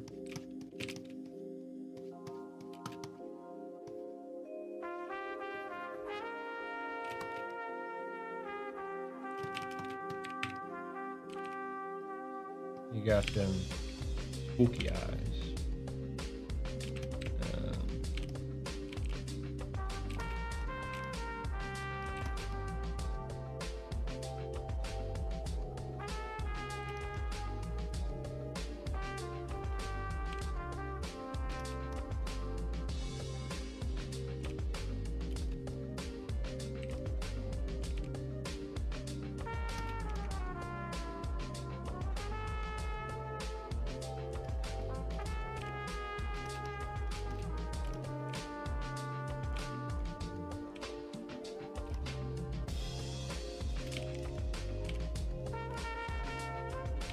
Oh, doggone it.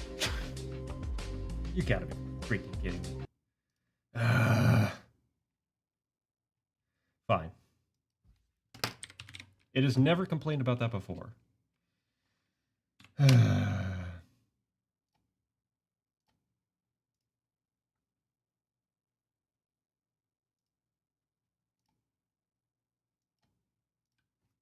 Wait, what am I doing?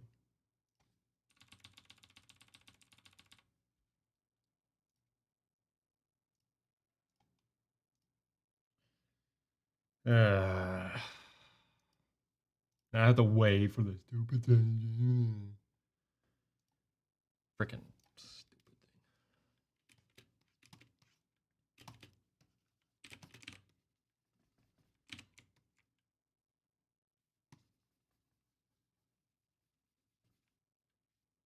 Are we back?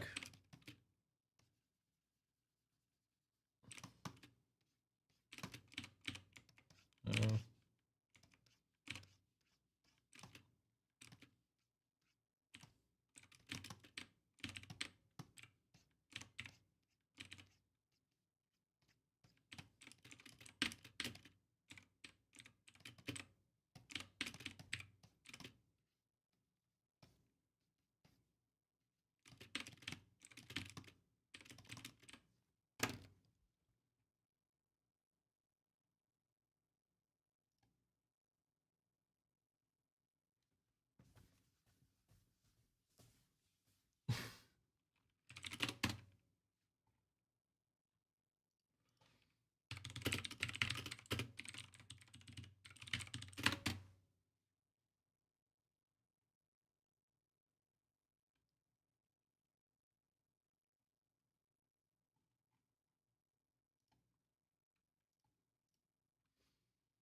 It sucks. Come on.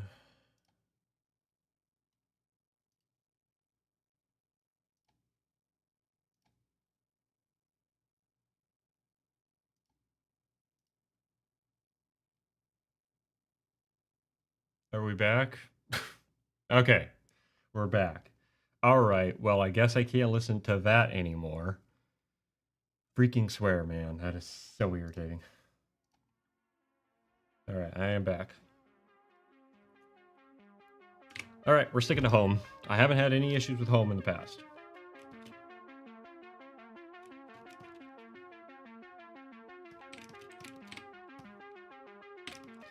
Hopefully that stays the case. Because high word. You gotta love that crap.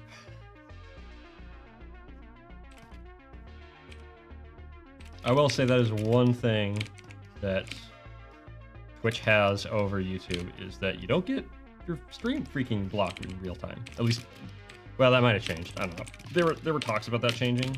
I don't know if it ever actually went through though. But when I was streaming there, at least, it would mute the VOD, which sucked. But like, who cared? No one watched the VOD anyway. So I could listen to whatever the frick I wanted to, and didn't have to worry.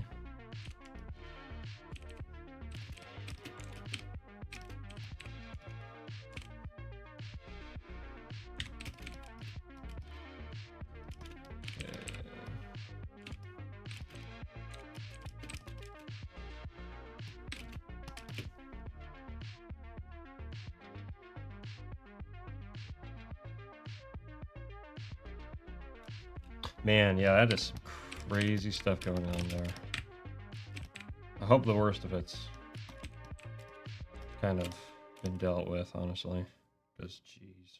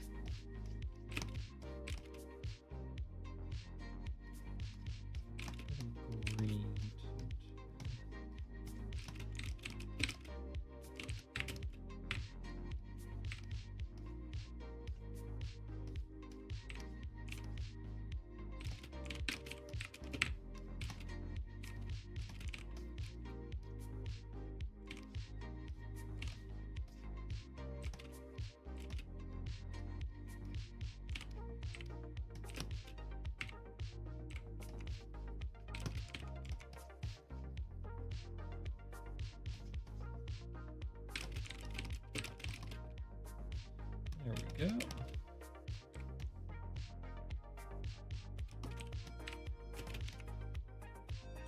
Oh, I forgot to do his pupils. The way we're going to do the pupils is we're going to emphasize. We're actually going to do a dry brush method on the pupils. So it's going to be kind of intended to look a little shiny.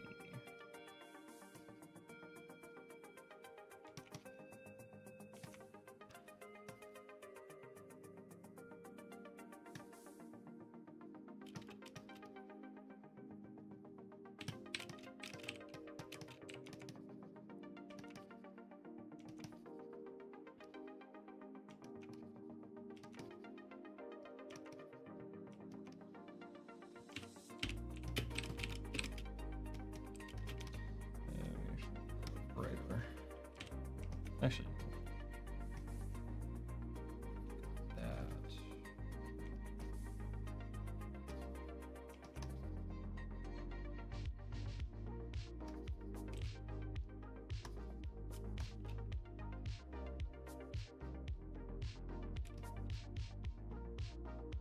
Of course they have.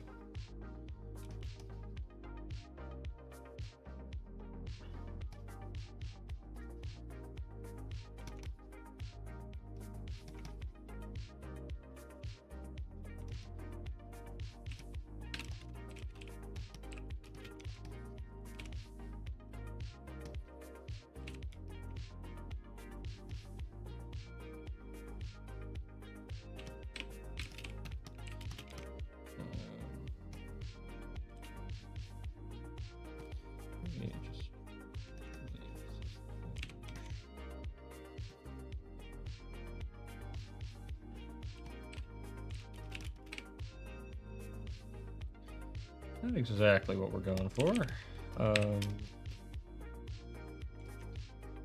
Maybe we do kind of.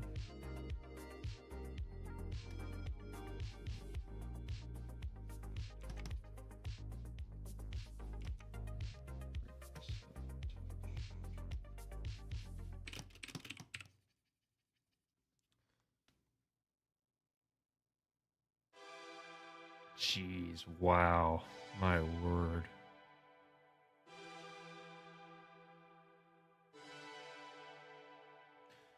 Good grief.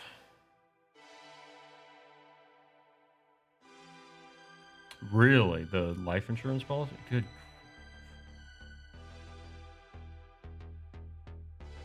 Man, that really did just kind of come out of nowhere, didn't it? Good grief, man. Well, here's to hoping that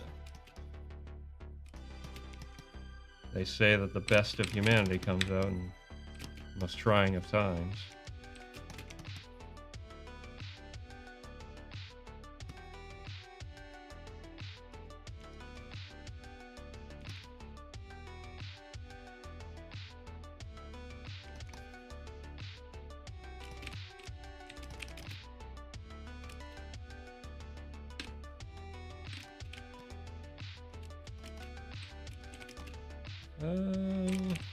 Something like that.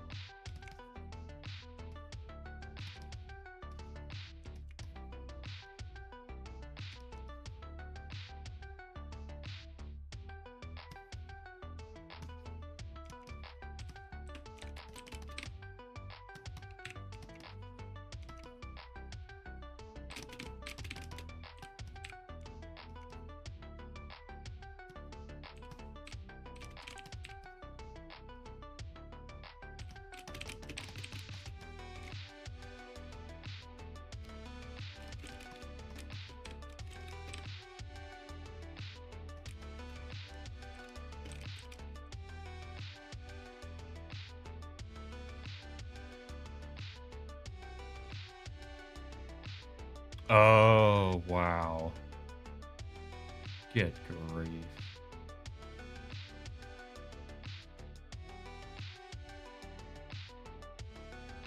Good.